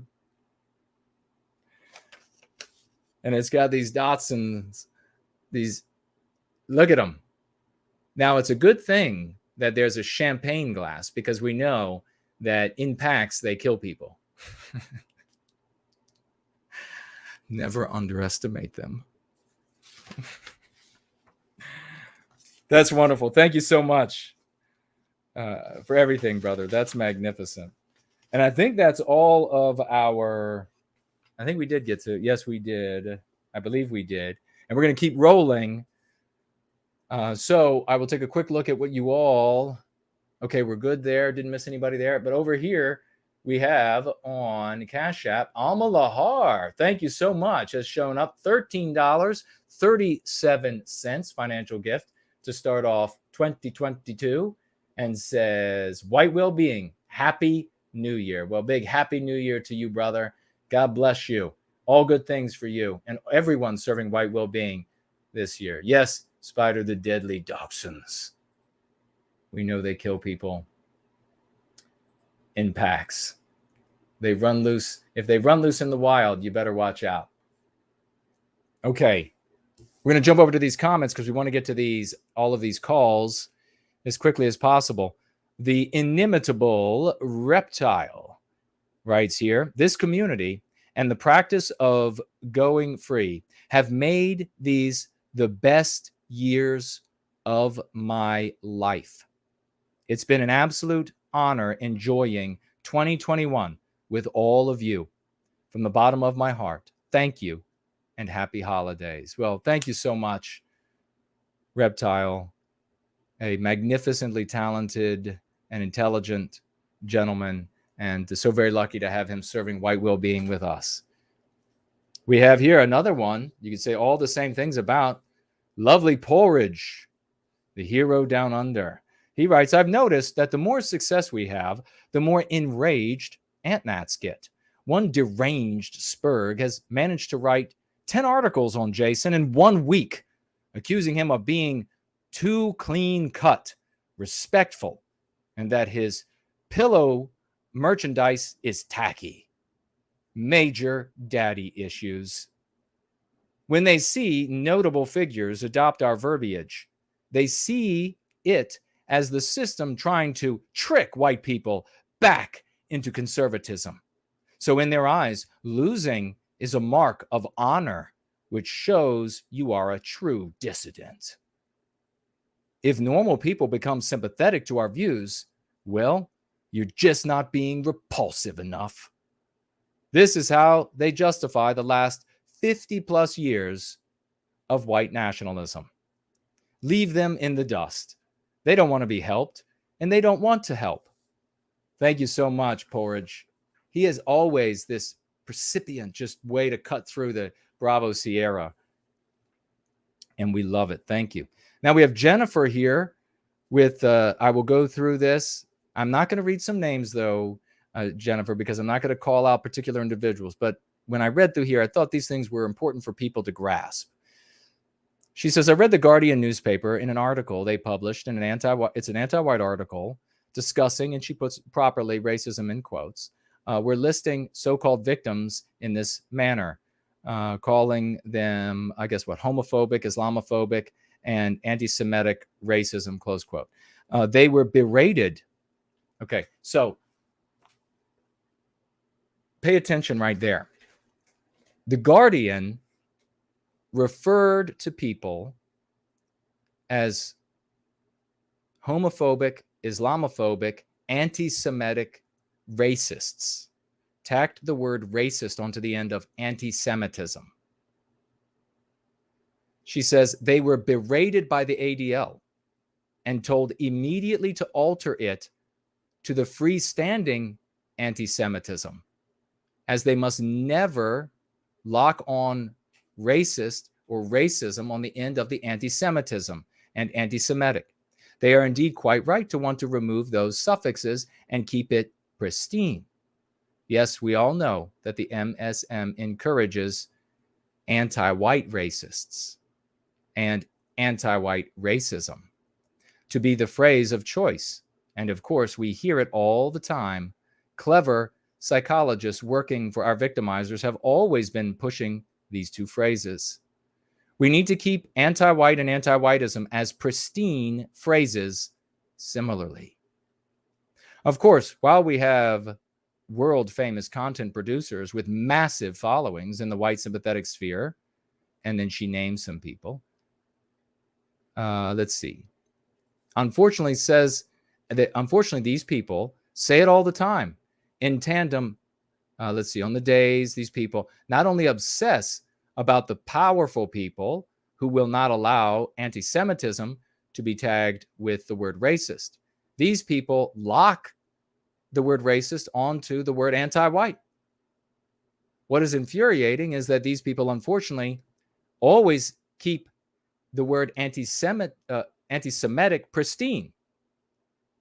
And they would never dream of adding the anti-white slur racist or racism on the end of anti-Semitism and anti-Semitic. If only they would say anti-white, anti-whiteism as similar freestanding entities. I won't hold my breath, but at least the great Mark Dice has blown us all away with his use of anti-whiteism. So what a great positive help to white well-being when a man of Mark Dice's standing in the media appears as a terrific help to Westernkind. She goes on, what a lovely positive stream with our best white positive people. A refreshing change from others who use the anti-white slur racist and tack it on to the end of anti-white and anti-whiteism. Even if they don't use anti-whiteism, they're just anti-white racists. It is important to note that we, in the form of me, were arguing, first started using anti-white and anti-whiteism, 94, argued that they had to be without a hyphen, freestanding, never to use the anti-white cogitations, and these concepts like racism, never to tack it on because of the power in the mind. That many years later, the best and brightest of the World Jewish Congress decided that anti-Semitism had to have its hyphen removed for the power it lent the concept.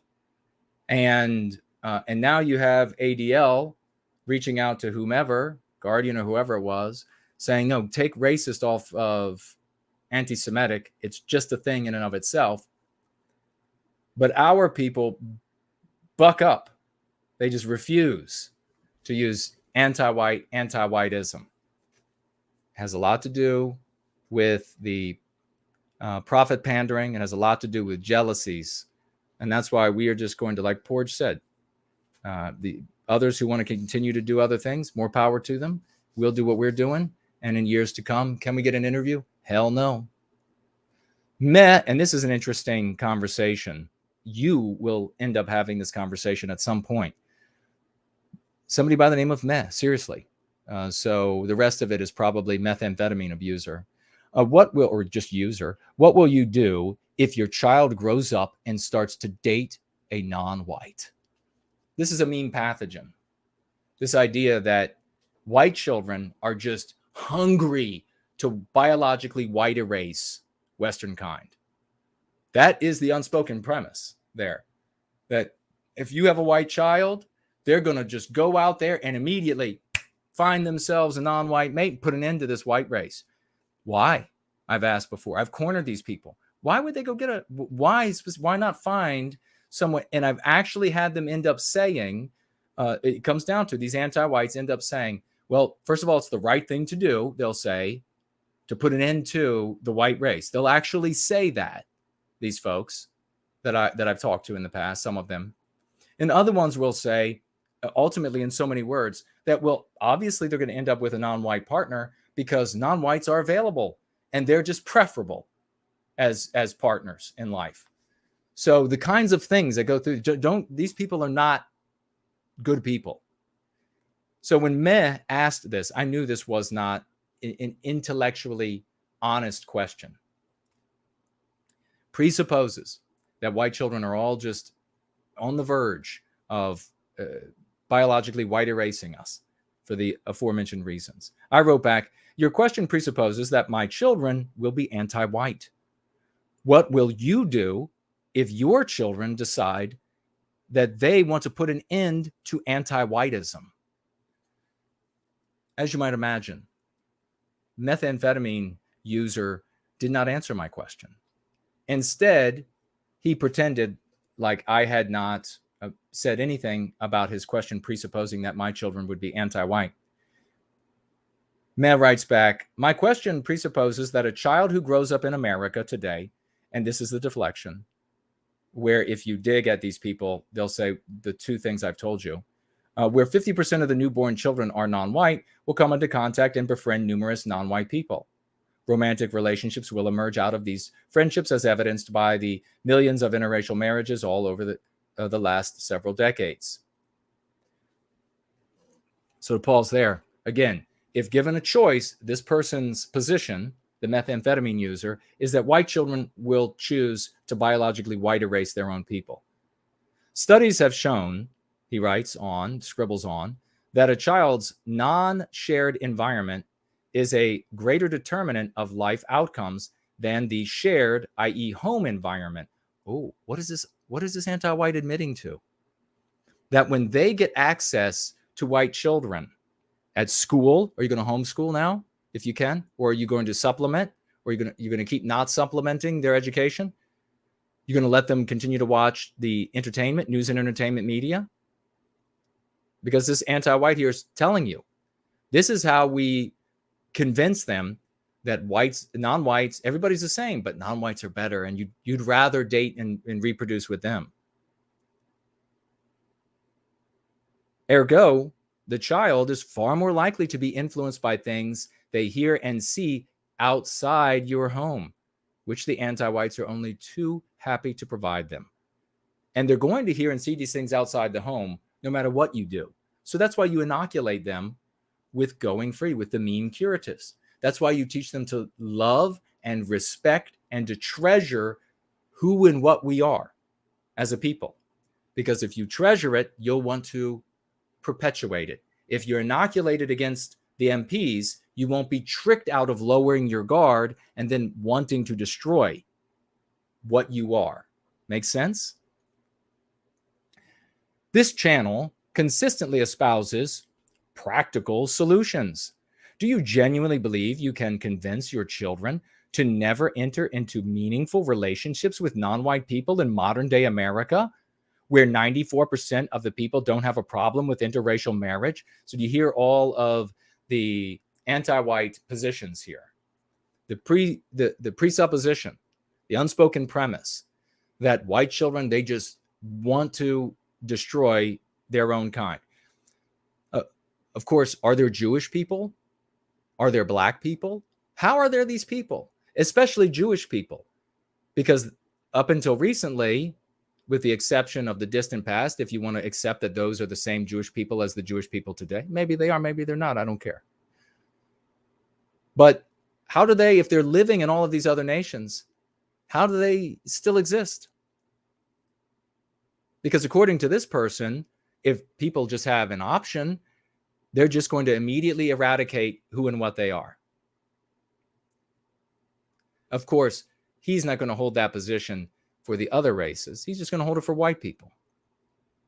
And then he gives you this is where you don't get into the data. You don't get into the discussion about percentages and etc. 94% of people don't have a problem with interracial marriage, what he states. I don't care what he thinks. He then says, at least the fascists are honest about their intentions.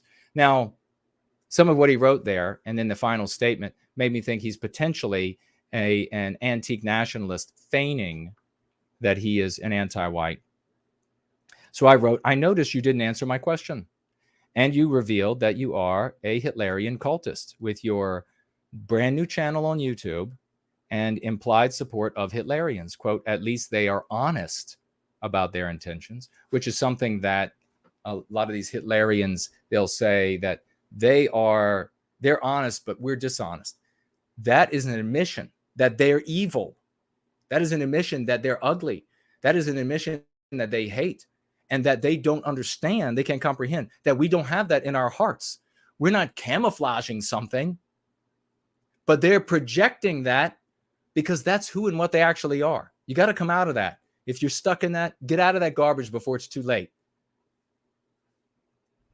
This is an argument of optics, which gives you away because the Hitlerians believe the difference between me and them is honesty in optics. You know nothing of going free. You know he wasn't intellectually honest because he's perfectly ignorant of going free in everything he's saying here.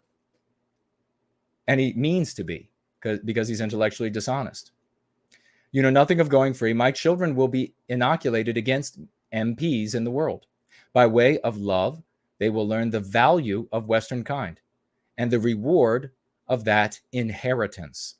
They will choose to preserve and ennoble what they cherish. The children in Hitlerian households will hate others, and they will turn on their parents. But at least they are honest haters, right? Nonetheless, whether you are a Hitlerian or run-of-the-mill anti-white, your position that nothing can be done to prevent biological white erasure is an endorsement of it. You disgust me. You would never condone such a fate for any other race. Now, answer me or get blocked. What will you do when your children, having come in contact with white well-being, decide to put an end to anti-whiteism? Well, you won't be surprised that the methamphetamine user did not answer my question. Again, he came back and disingenuously continued with the same attack as though I had not answered him with my statement. He repeatedly wrote in the next screed that he sent what are you going to ban? Kept using the word ban. Are you going to ban your children from knowing non-white people? Are you going to ban them from going outside? Are you going to ban them? On and on about all of these different things. So ultimately, though, the answer to methamphetamine anti-white user is How do I know that my children or that anybody else's white children will decide to preserve what they cherish? Because I exist, jackass. Because sloths exist. Because Mr. V exists. Because people are alive today who decided to value who and what we are as Westernkind, and as a consequence are going to preserve, ennoble, and cherish it. That's how. And you hate that. That's how I know that my children will do the same. Because they will be taught what you are. They will be taught what you look like, how ugly you are, how ugly your objective is, what you intend to do, what you want to do, what you salivate at as an outcome for Westernkind.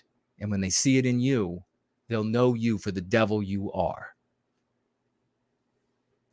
And with that, we're going to take some calls because we're running out of time. Each person's going to have just between 5 and 10 minutes, absolutely no more. Really quickly, Tall Kevin, $5 financial gift. Great to see you, brother. Happy New Year. White Wellbeing and White Well Fleeing. He says the anti-white narrative. Indeed. Fleeing the anti-white narrative. I love it. Don't be a character in some other idiot's story. Write your own. What a champion. And this guy has been a champion in service to white well-being. Done some amazing things, folks. Stick around and you'll see him do more amazing things. I'll have a quick refresh there. And we have more comments to read, but we'll pick that up at another time. Let me get this up quickly. And looks like we had first on the list for a call.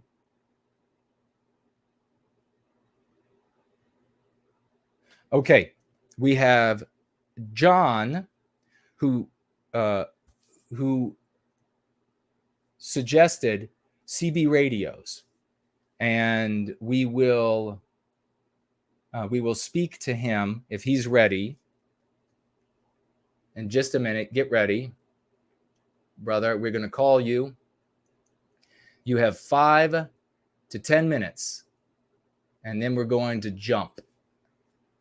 Here comes the call.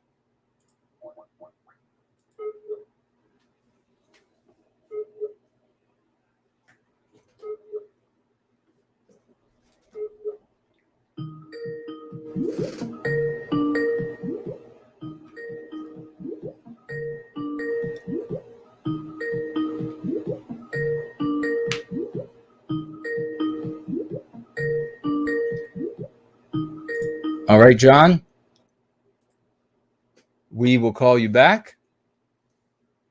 Get yourself ready. And now we will take the next who is in line. And that is, let's see.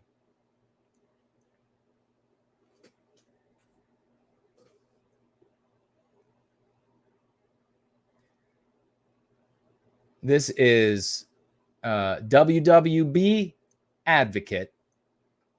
And he wants to discuss, let's see, his white positive business's marketing. And let's see, although might not be available, we'll give him a call and we'll see at this point. But we'll circle back just like we will with everyone that's not available at first.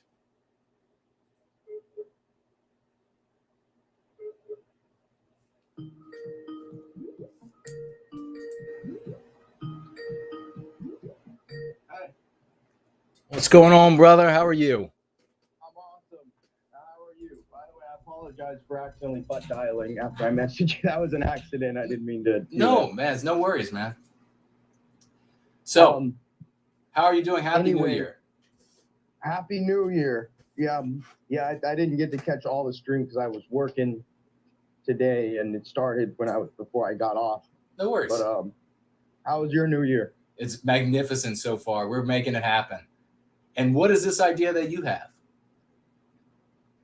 Well, before I explain it thoroughly, I'm going to explain what I do. Okay. Because I'm trying to, because I know we have a lot of artists and different people whatever they're good at and what they're able to do, they use that for white well-being.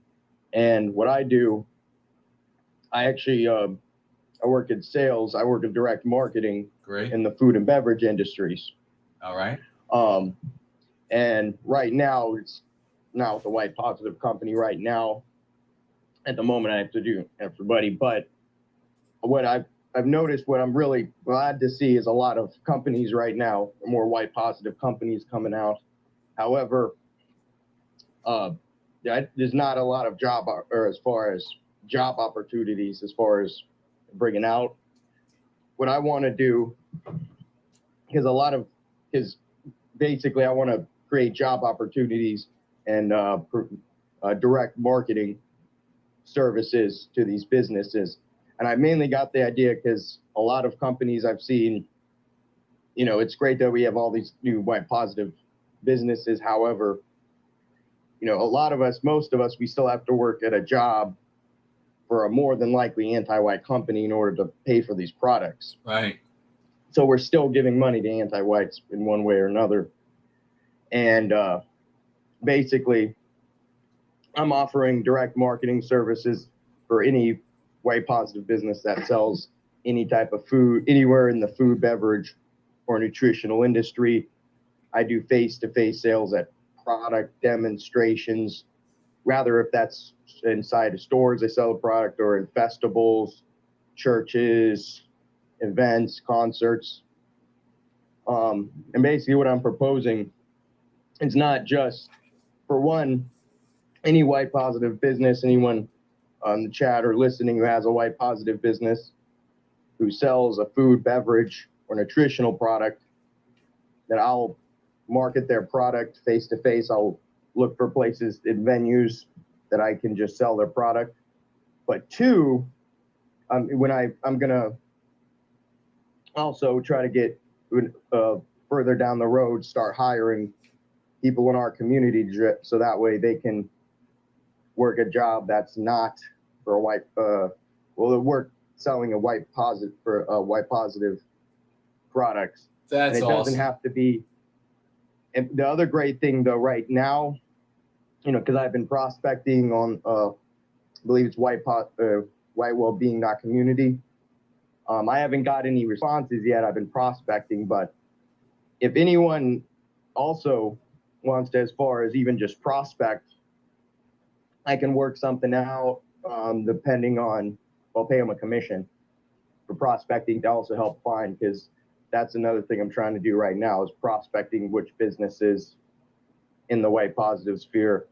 So far I've only been prospecting on whitewellbeing.community, but and we can talk more about it later on. But so anyways, if you're anyone out there, if you either own a white positive business and you sell in the food and food, beverage, or nutritional industries, you can reach me at westernassociate50@gmail.com. That's westernassociate50@gmail.com. Or if you're someone who's interested in basically prospecting on the computer or over the phone or both,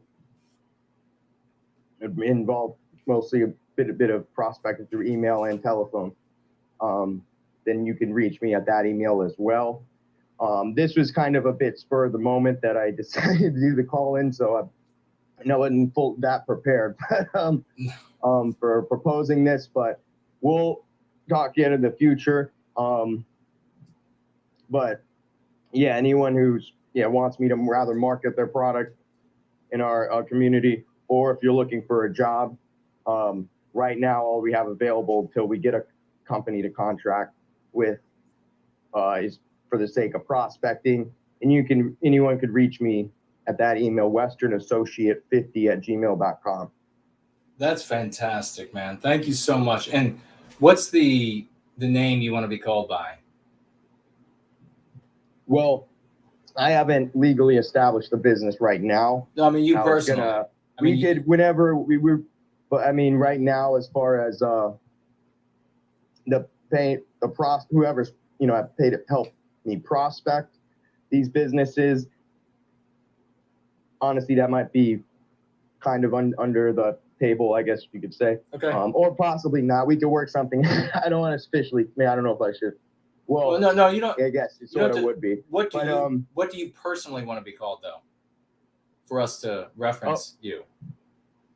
Okay, I guess. Yeah, for now you just. Well, I guess you can call me Danny. Yeah, that's my name. I just don't want to give my full name. No, don't give your full name right now until I get this bumping off the road. I don't want the company I'm with now until I'm able to leave them. And do we get this started up? I don't want them to know, figure out what I'm doing. So really, I'm at my back and doing this project. But once we get that rolling, I don't care. I'll be happy to let them know. Okay, so really quickly though, if somebody sells, I don't know, let's say White Wellbeing donuts or White Wellbeing sports drink, in just a couple of minutes, how could you help them sell? How would you help them sell that? Well, I'm gonna prospect different venues, pay for a venue, and we'll set up a table. Just like I do with the product I'm selling here. Hey guys, come try out the wonderful flavors. Come by and what the product is and different aspects of the products. Okay. It's going to determine how I fit it in. And say, try this flavor. And if this is, let's say, something healthy benefits, and then I'm like, oh, this product has the same amount of this vitamin as something I prepare for. I'll go over the psychology. I don't want to give out too much of the psychology of how I. Right. But basically, there's a certain particular formula, and and then I go over some benefits. And as I'm talking, try this one. Keep them engaged enough so I don't give them all the flavors at once. I speak in between each thing I'm giving them, and then I do this as I'm sampling it, and then I basically show them why this is an excellent deal. There's a certain way to present the price, and then plus here's the other reason too. I'll sell something that has white well-being in the title, but another reason is I want it, especially even products that Vagues are into as well, or that we're able to. So it doesn't even have to say right in the title. Main thing is if the company's white positive, it can be any title of donuts. Right. But so long as they're not anti-white, if they're white positive, main thing is, That's fantastic. Basically, I'm sick of seeing so many people getting screwed over in jobs. I can go into later in the future at another time, go over how before I had the proper dialectic, like there is times that I rather got fired or quit a job. Right. Over certain things, which I can get over in those stories later on if you got another time. But yeah, basically, there's a certain formula how to just bring them over. I'd explain to them the benefits as they're trying the product. Right. And towards the end, I would hand them the product, or I'd show them the price. Usually at that point, they still have something in their hand. And give you the general idea right now of how I do this, the 4-step formula. So like now, I bring them over to sample, show them how I make the product as far as prepare the product I sell. You have to put in a water bottle, so right. Mix. I hand them the box so it's physically in their hand. Close the deal. Go for the close, the price and how many boxes you need. Right. Will, this is awesome. And the two jobs as far as people who I'll hire under me first right now, just be prospecting these businesses. And second of all, train people how to do the actual demos. When I'm starting out, I'll be the one just doing the physical demos myself until I'm able to expand. But this is also great for the white positive businesses because they don't have to spend all this excess money that they may not have to hire people to do these demos. They can act as a third party, but a third party that they don't have to sell out to some other country to be a third party for them, or sell out to some anti-white third party company. Right. So it also I figured out working with companies. there's always like a chain of command. Sure. Like even the company I work with right now, at the moment, they're not actually anti-white.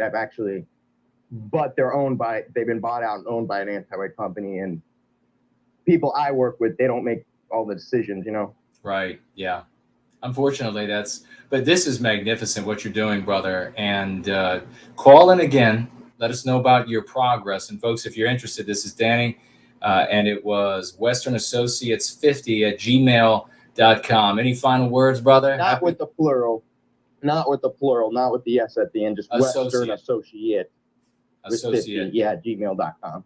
My apologies. Western Associate 50 at gmail.com. Any final words before we let you go for today? I guess at the moment, just wish you a happy New Year. And I'm working. I actually have a couple things right now I'm doing also for my community at the moment. I was kind of multitasking a bunch of things, but I felt the need. I spurred up. I had to do that today. I don't know, something in me. It was a few different things, but yeah, I just wish everyone a happy New Year, and we'll have a lot of success this year. Thanks, brother. We wish the same for you, and thank you so much for your service to white well-being. Promethean hails to you. Promethean hails. All right. Bye-bye. Bye.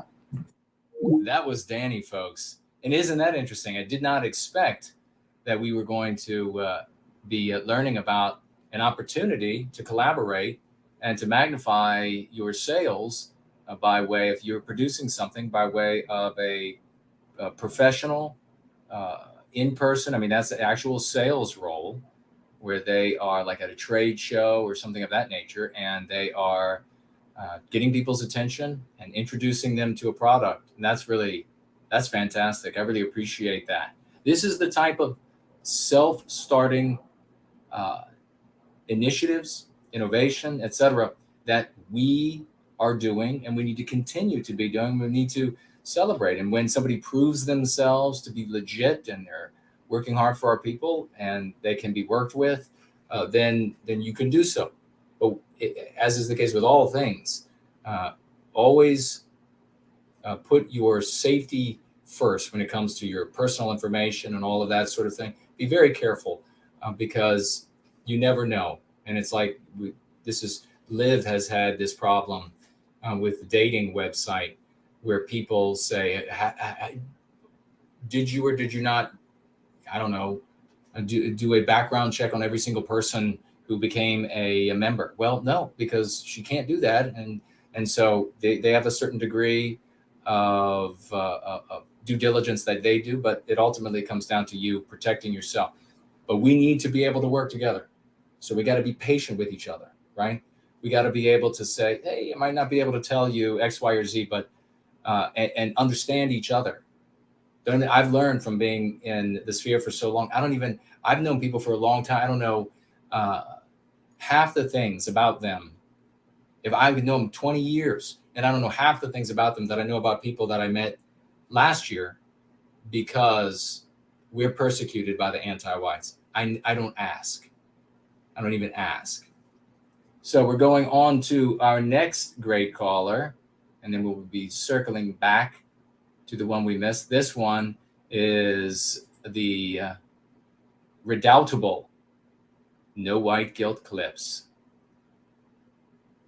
Here we go, folks. What a joy this is.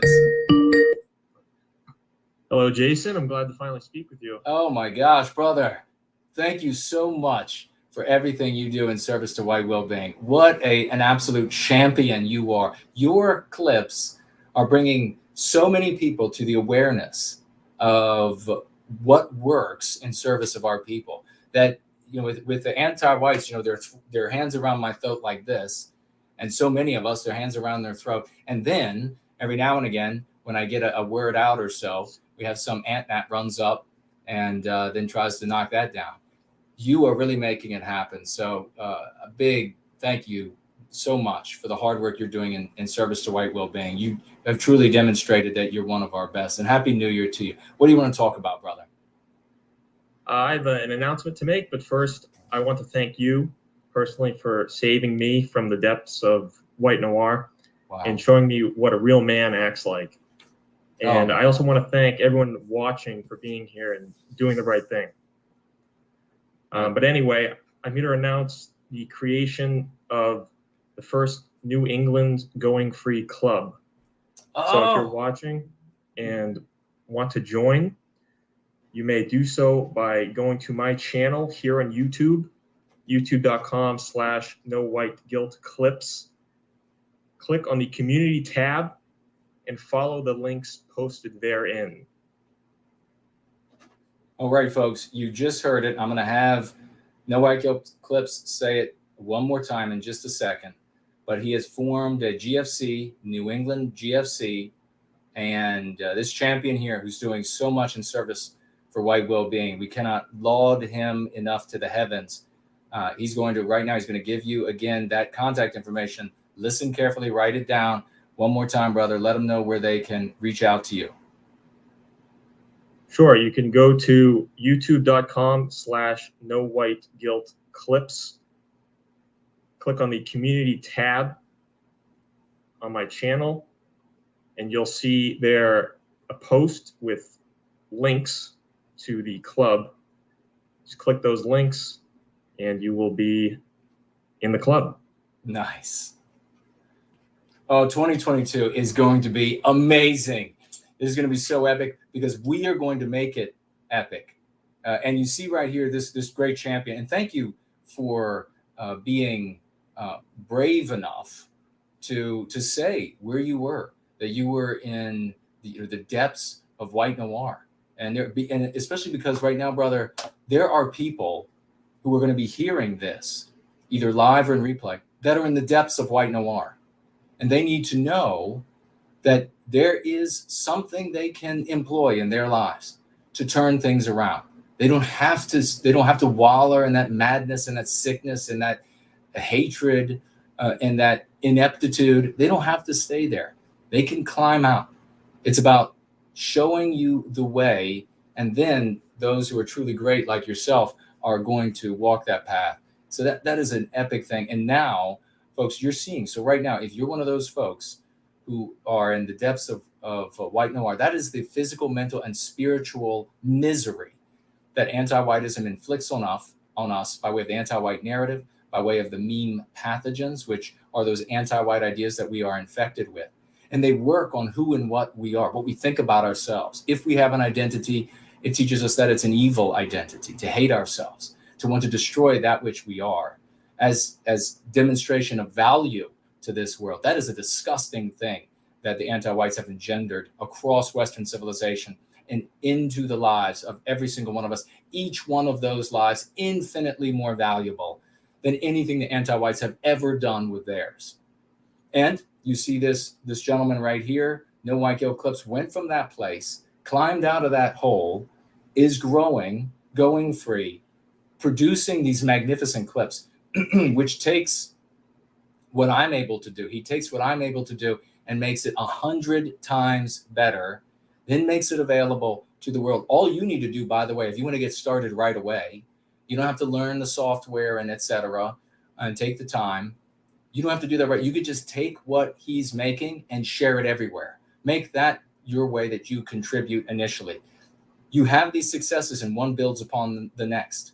And you as you begin to treat yourself for your mean pathogens, as we outline in the practice of going free, you'll not only feel better, but you'll get better.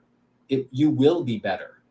And you have victories, they will build upon each other. And now No White Guilt Clips is starting a Going Free Club, the New England Going Free Club. I could not be more excited about that right here at the beginning of 2022.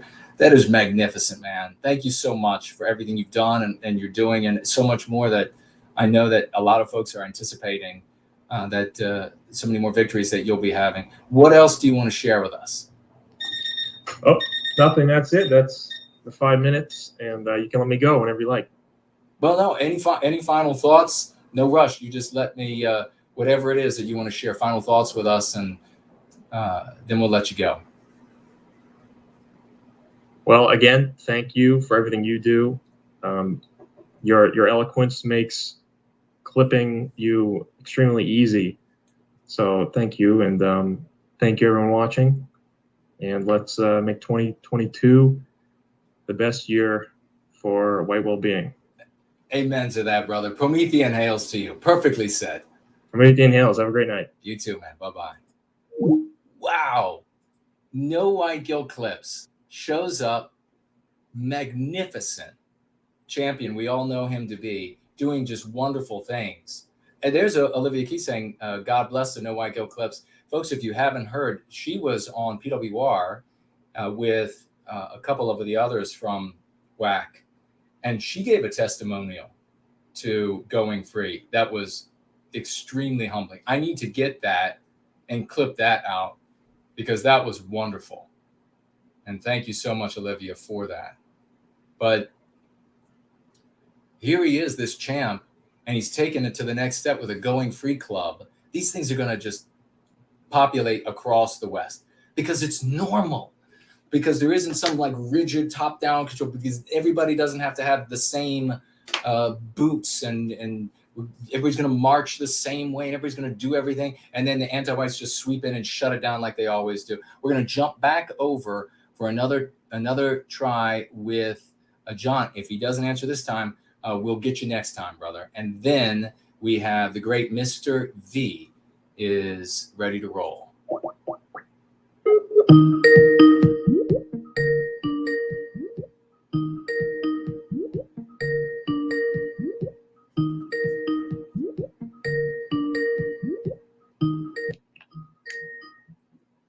Hello, Jason. Hey, brother, how are you? I'm doing well. How are you? I'm fantastic, man. 2022, we're making it happen. Got a new GFC right at the beginning of 2022, and you have some great ideas. I think, was it about radio that you want to talk about? Shortwave or? Yeah. All right. You seem to be breaking up a little bit on me. I don't know what's going on here. I actually do have good internet tonight. We have good weather, so. Could be the anti-whites at work.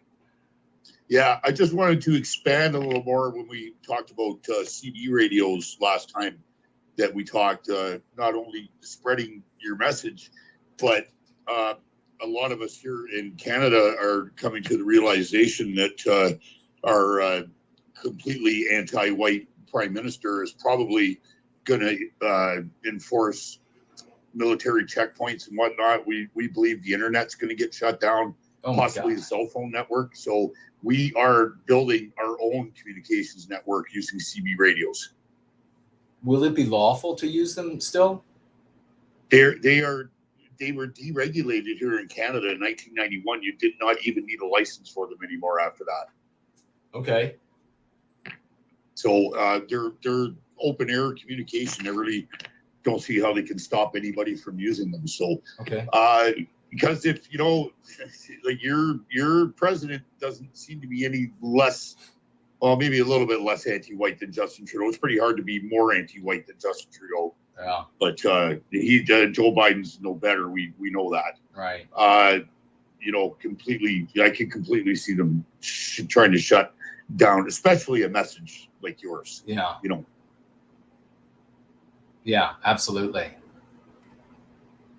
So it might be something you might want to think about. So what you're saying, yeah. So our brothers and sisters throughout Canada and potentially in the United States, saying especially about Canada, there's some concern that they could shut down cell phone towers and internet traffic, and then you would only be able to communicate by way of a CB radio.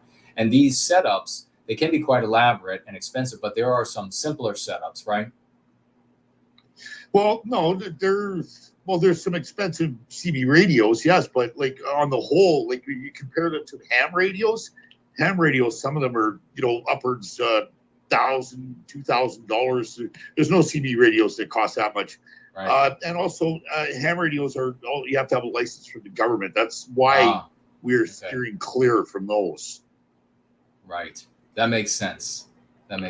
Yeah. So you're encouraging folks to have a CB radio just in case this happens. And there are some economical ones out there that folks can get their hands on and familiarize themselves with.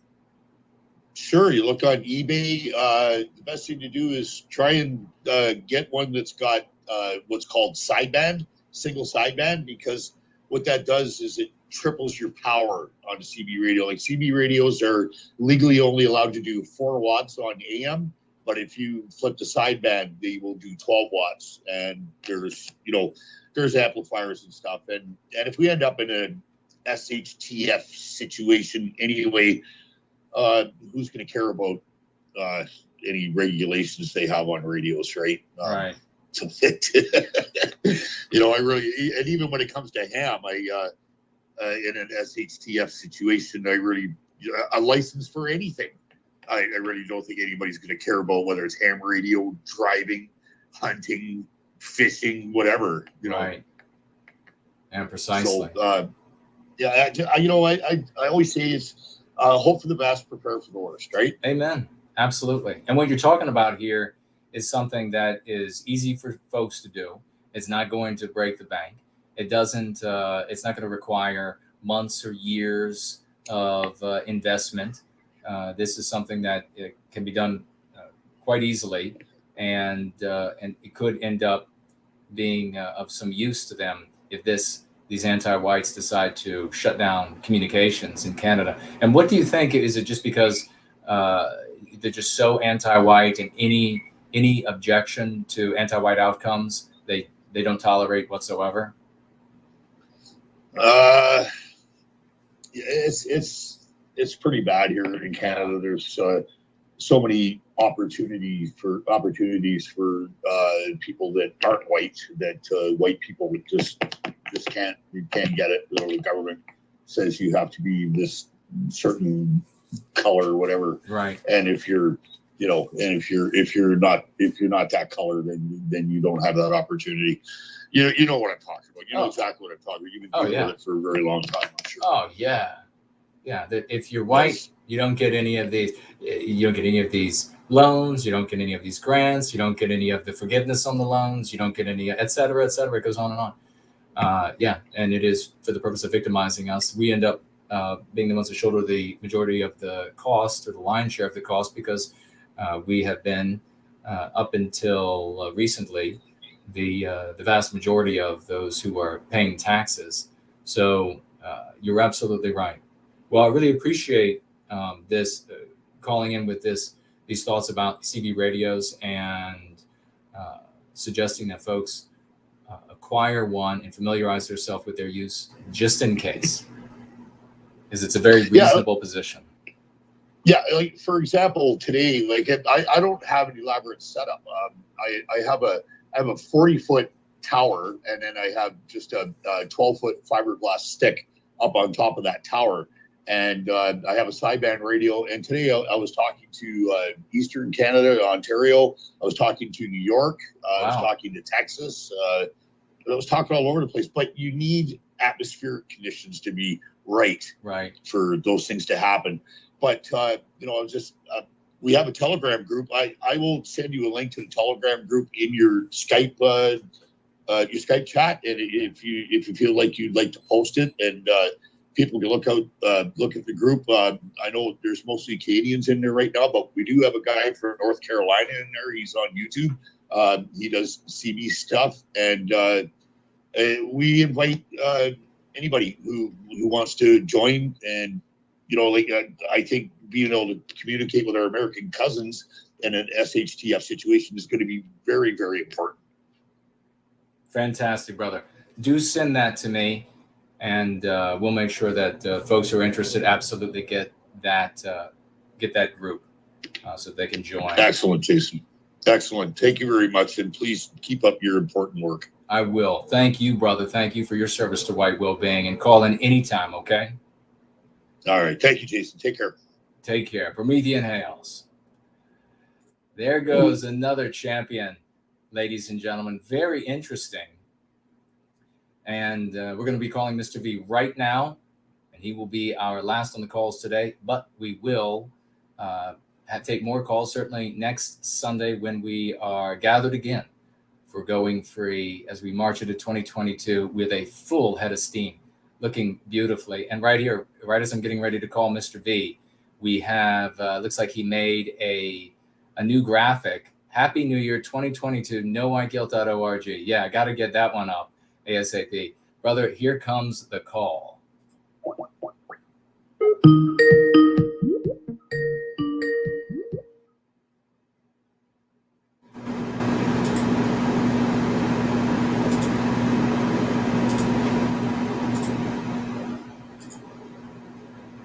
Don't hear you yet. So you might have to check your settings, your mic setting, to make sure that you're on Skype, to make sure that your mic is being used by Skype. Oh, I think I just heard something. Can you hear me now, brother? I sure can, brother. How are you? And Happy New Year. I'm well, brother. How are you? Happy New Year. I'm fantastic, man. So many great things are happening. Thank you so much for immediately volunteering. Of course, you would like jump out of your seat. Yes, I will put the nowhite.org on the graphics. Thank you, brother, for that. What's on your mind on this new year that we're celebrating 2022? Well, I'm feeling more hopeful than ever. I don't think there's ever been a year in my life where I've looked forward to the new year with this much positivity and hope and this much drive. And it's all thanks to Going Free. It's all thanks to the white Wellbeing community. It's all thanks to you, brother. So God bless thank you. Thank you so much for being here. You have been a god in service to white Wellbeing since you showed up. And it's amazing. Your dedication, works of magic and service to our people. So all of it right back at you, man. What do you want to talk about today? Well, I'll try to move at a lightning speed because I know we don't have that much time. So very quickly, brother, I'll mention, you said, because I've been catching up on previous streams, and you mentioned music with attitude, and I know exactly what you mean. I don't think we're going to get that music with attitude until the white guilt is gone or mostly gone. And once again, we have this kind of sense of self-confidence as a people. Mm-hmm. Until then, it's not going to come back. And the last time we had it, I think, was around the 70s, 80s, and sometimes the 90s metal. And I think a good example of music with attitude is the Judas Priest album, Painkiller. Oh. That album has some absolutely fantastic riffs. It's that kind of, that twin guitar attack and the way the band came together. Mm-hmm. It's fantastic. So I definitely recommend people, if they want that music with attitude, check out the Judas Priest Painkiller album. It's got, Metal Meltdown, Painkiller, All Guns Blazing, Leather Rebel. It's got just phenomenal songs, and the guitar work is just superb. And Ted Nugent has some amazing songs with attitude, but unfortunately Uncle Ted has a lot of MPs. Right. Uncle Ted's got a lot of MPs, unfortunately. He needs to go free. Like he likes to go into the wild. He's got to go free too. Amen to that. Yeah. That being said, brother, someone from my GFC mentioned that the Kindle edition is not updating for them. So if you could please check that, because it doesn't seem like it's updating for everyone. And when I go and I check it, it says second edition iteration 2 for the book. But then when you go and check the Kindle edition, it's still at iteration 1 for on Amazon. So Amazon are big friends of ours, so they might be messing with you. Maybe so.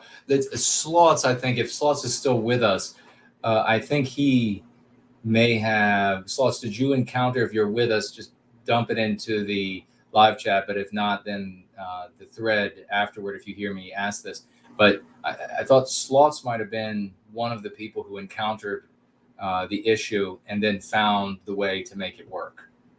So if it was Slots, then maybe he'll tell us, or if it was somebody else and I don't have your name, then yeah, put it in the live chat or in the thread afterward under this stream so that folks can see what they have to do to get the second iteration when Amazon is messing with them. Because I haven't done it myself, so I wish I would tell you, but there is a way. I'm really glad. Thank you, brother. I appreciate it. This particular fella, he's usually in the comments on the YouTube section, so I'll mention to him to check that out. Nice. Next thing, GFC updates. So first of all, I've been talking to other GFC leaders. There's a GFC collab Telegram group that I made for all of us. So if you are making a GFC and you want to join us, please contact me at gofreeclub@protonmail.com. We'd love to have you on board. We'd love to talk to you and collaborate, because that's what we've been doing recently. We've been talking. I've talked to Anglo America. I've talked to Patrick Sutton. I've talked to Iberian Writer. I've talked to Baldo, of course. So I've talked to Lycomedies. So I'm making sure that I'm talking to everyone who's got a GFC so we can coordinate. We've been talking about vetting. We've been talking about the structure, what we can do, what activities are good to start, et cetera, et cetera. So we're going to be collaborating and making sure we can cooperate and get, really good vetting process for every GFC, get good activities going, making sure we're all, helping each other out throughout this new process of creating GFCs. Awesome. That is fantastic. I love it. I really do. That's fantastic. Yeah. We got to work together, find out, everybody's going to be doing, because of the mobility that we give to the GFCs. There are going to be different endeavors, a little different here, a little different there, and we'll be able to figure out what doesn't work, what does work, and then if we're communicating, we'll be able to adopt everywhere, or at least implement and try everywhere what works somewhere. And we're going to end up with, what ultimately could be just called generally like a superior product, or subjecting it to the scientific method, it will continue to improve. So that is great work. And thank you so much for doing it. Yeah, precisely, brother. Yeah, this is how we'll take the GFCs through, new iterations. And from my talks with people, every different GFC leader has an idea of what they want to specialize in. Every GFC is going to have, some similarities, but there will also be differences in what people want to focus on. Some people want to do more outreach. Some people want to do culture creation. Some people want to do translations mainly. So every GFC is going to be different in its own way. So I think it's very special because they're all going to have that, they're all going to have that, main, those main ingredients that go into this recipe, but then they're all going to have their own secret sauce. Right. So it's going to be, it's going to be fantastic. And speaking of that, Iberian Writer, because it's not the optimal time for him to call in, given that he's, over there in the Iberian Peninsula, so it's kind of late. He asked me if I could plug his GFC. Okay. And he's accepting applicants now.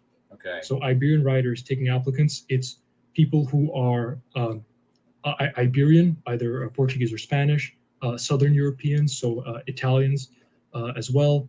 So it's a Southern European GFC that also accepts people from the diaspora. So you can be in Argentina, if you're a Westman, but you're living in Brazil, etc. Contact Iberian Writer at his email, iberianwriter@protonmail.com. So yeah, if you are, if you're a Southern European and you're looking for a GFC, he's also taking people from the diaspora. Please contact Iberian Writer. That is great. That is so awesome. Oh my gosh, we're just talking about brand new GFC in New England GFC. Now we're talking about the Iberian Writers, Southern European and diaspora GFC. I mean, it's sprouting everywhere. White roses all over the world. The 20s are just going to be amazing.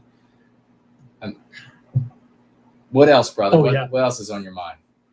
Well, I have a few more to plug, and then I have one final thing to get to. So Patrick Sutton's GFC, the California GFC, the one that I think Biospirit of the West joined, his email, if you want to get into the California GFC run by Patrick of Southtown, it's california.gfc@gmail.com. And then Anglo America's GFC, which is located in Minnesota, that is GFC of the US Midwest @protonmail.com. That's all lowercase. I'll repeat that one more time. GFC of the US Midwest @protonmail.com. Lycomedies GFC is for Norway, so that's ngfc@protonmail.com. And then there is my GFC, that's for Canada, but I also take people internationally for the online portion of the GFC. And you can contact me there at gofreeclub@protonmail.com. You can contact me there if you want to apply to my GFC. There's a vetting process. Or if you are starting a GFC or the leader of a GFC and you want to collaborate with others, you can contact me there as well. Fantastic. And then the other thing I wanted to get to, brother, I wanted to show you what I did today with my GFC. So let me just get the image for that. Okay. Because this is what I advocate is a good place for people to start. I don't know if you can put that up on screen. Well, I'll work at it as you can talk about it. Okay, yeah, no problem. Yeah, so today was the second session of our GFC book club. And because we're covering the Go Free book, it's book club / a group Go Free practice. So we've been talking about everything in page 25 to 50. Last time we did page 1 to page 25. So nice. We covered the 2 interactive segments for the first time as a group. That was, examples of anti-whiteism in commercials and examples of anti-whiteism in media. And, everyone getting together, we came up with a lot of good things, talked about MPs, potential MCs, ways to frame things. It's just really helpful to go through the practice as a group. You get so much out of it. It really brings people together, so I highly recommend it. If you've just started your GFC and you're looking for something to do with people, this is the no-brainer. This is the go-to, is get weekly meetings going. Start a book club. If not, just make sure that you're going through the book. This should be standard practice for every single GFC. You should be going through the Go Free book. And then you can go, start with that first, and you go through Prometheus Rising, Born Guilty, and Crucible. But every GFC should make sure that it has a weekly Go Free practice, and it has a room, regardless of what app you use, that is dedicated to the Go Free practice. This is the core of the GFCs, in my humble opinion. No, it absolutely is. The GFCs, you're 100% right. They are not meant for people to show up at and behave the way that they have behaved in the past. Because that is the problem, is that they move around. It's just like a shuffling, as I pointed out, of folks in the white sympathetic sphere from one group to another. And I just put up what you sent me. They end up getting shuffled from one group to another, and they just carry these same ant-nat or militiamen or whatever it is, prepper ideas from one group to the next. They say the same things over and over. That group falls apart. They move on to the next. And we're not doing that anymore. So these things are not allowed, especially as the anti-whites have so much power now. And you can't come in with maybe a joke here or there that makes you look like the antagonist in the anti-white narrative, because anti-whites will say, oh, that's enough. Now we'll ruin your life. We don't need any more of that. We need people being productive for white well-being. So the GFC book club, this is beautiful. That is really fantastic, man. You're absolutely right. That is glorious. Thank you so much. Thank you so much for the hard work you're doing, brother. Thank you, brother. And thank you to all our brothers and sisters and all the work that they're doing. Of course, major thanks to everyone who's starting a GFC, everyone that I've spoken to and am collaborating with. I'm really hopeful about 2022. It sounds like you're absolutely on fire, brother. This is the year that Prometheus rises. Oh, amen to that. That's the right attitude to have. Do you have anything you want to add to after saying that? Because that's epic. Yeah, sure, brother. I have a few more things I'd like to ask you about. Actually, things that came up in today's GFC book club. Okay. But I'll leave that for another time because we're running out of time. I want to make sure that everything can be uploaded to YouTube and the other channels. And finally, yeah, brother, whenever you're not busy, and I know that's rare because you're super busy. We got the other call, right? Yeah, I'd like to do that with you because there's a project I'd like to mention, a white positive project that I think is going to be very interesting that you're going to want to hear. Also, I heard Jesse Lee Peterson's interview with Saad, and there's a juicy clip from there that I really would like to have you listen to. Okay, I'm interested. Yeah. So I look forward to that second call, brother. Thank you so much, and let's bring white well-being into 2022. Amen to that. God bless you. Promethean hails to you, brother. Promethean hails, brother. Bye-bye. Let's get a raucous round of emojis from Mr. V. I mean, seriously, this guy is, I tell you, the spirit of the West is moving through Mr. V. You can really see when the spirit of the West, that's inside of all of us. It's muted because of white noir. It's crippled. It's silenced. It's had its tongue torn out. It's had its eyes taped shut. It's had its ears stopped up so that we can't access the great power, that great wellspring of strength and intelligence and vigor, and power that is inconceivable to us, power that has manifested itself in our greatest works and our greatest heroes in all different fields. That is what is accessible to all of us if you're a member of Westernkind. You need to be able to tap into it. You can only do that by treating yourself for the mean pathogens. It's nothing esoteric.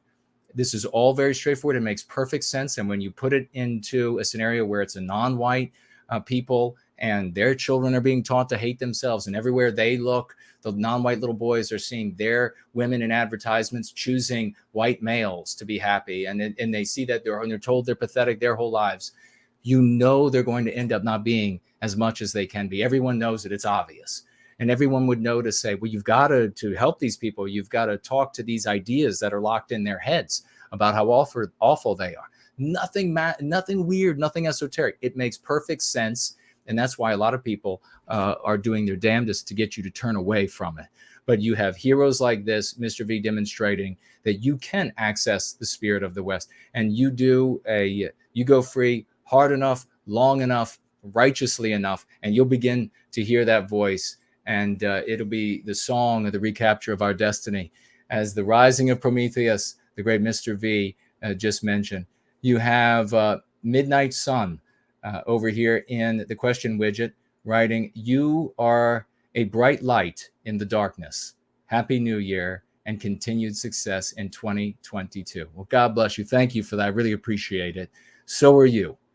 And what you just wrote there, that's going to make people wonder, why would someone say that about a practice and a person and the people who are spreading that practice? What must it be? What must be there that makes sense? What must be there that is working, that has people say these kinds of things, that has people financially gifting as testimonials, working class people, these big sums, these small sums, but meaningful sums of money, their time, generous with their time, donations with their time, munificent in all ways, with their talents, with their energies, like with Danny, with what he's offering. We saw today. I want to give a big thanks to the great Quebec, who showed up today, financially gifting $10 over here on Cash App. Everybody knows him, a great champion, has given beyond giving. If it were blood and not dollars, he would have been drained 1,000 times over before today. And we are dearly appreciative of the great Quebec and his service. And everyone out there who has started GFCs, very appreciative to all of you. Thank you so much. We got to run, but we will be back, and we'll wrap it up here with, over here on Entropy, we have Goth Jacob financially gifting $25. So let's get a big round of raucous emojis for Goth Jacob. And he writes here with that $25 US financial gift as a testimonial. We were just talking about that. As a testimonial, he writes now, I finished reading my signed copy of Going Free, and the knowledge and tools I learned are something I wish I had earlier in life, but they will prove useful going forward. Please continue your work spreading white well-being, and I hope this gift helps. Happy New Year. It absolutely does help.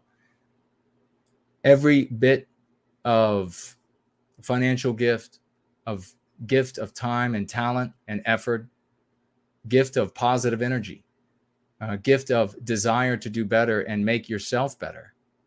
Every gift of reaching out to a brother or sister who's struggling, especially this time of year, having the white noir just eat at them and ruin their lives, knowing that they've had so much ripped from them. We can begin new again, brand new, 2022. We can march forward from here as new people, as new men and women, making a big difference in the world, irrespective of what the anti-whites do, irrespective of what those who want to play the villain want to do to try to undermine us. We can, in those cases where you can grab them and pull them out of that mire, do, and where you can't let them wallow in it, just like you would allow a pig to stay happy as shit in the shit it rolls around in. Move out there into the world with all of the integrity and the force and the love that you can muster. Know who you are. Never answer to the names that the anti-whites give you, because then it makes you those things. Never call them by the names of their taking, because then it makes them those things. We're recapturing our destiny. We're doing it one person at a time, and it's growing exactly as it was said it would grow. 2022 is going to be a big year for us because we are going to make it so.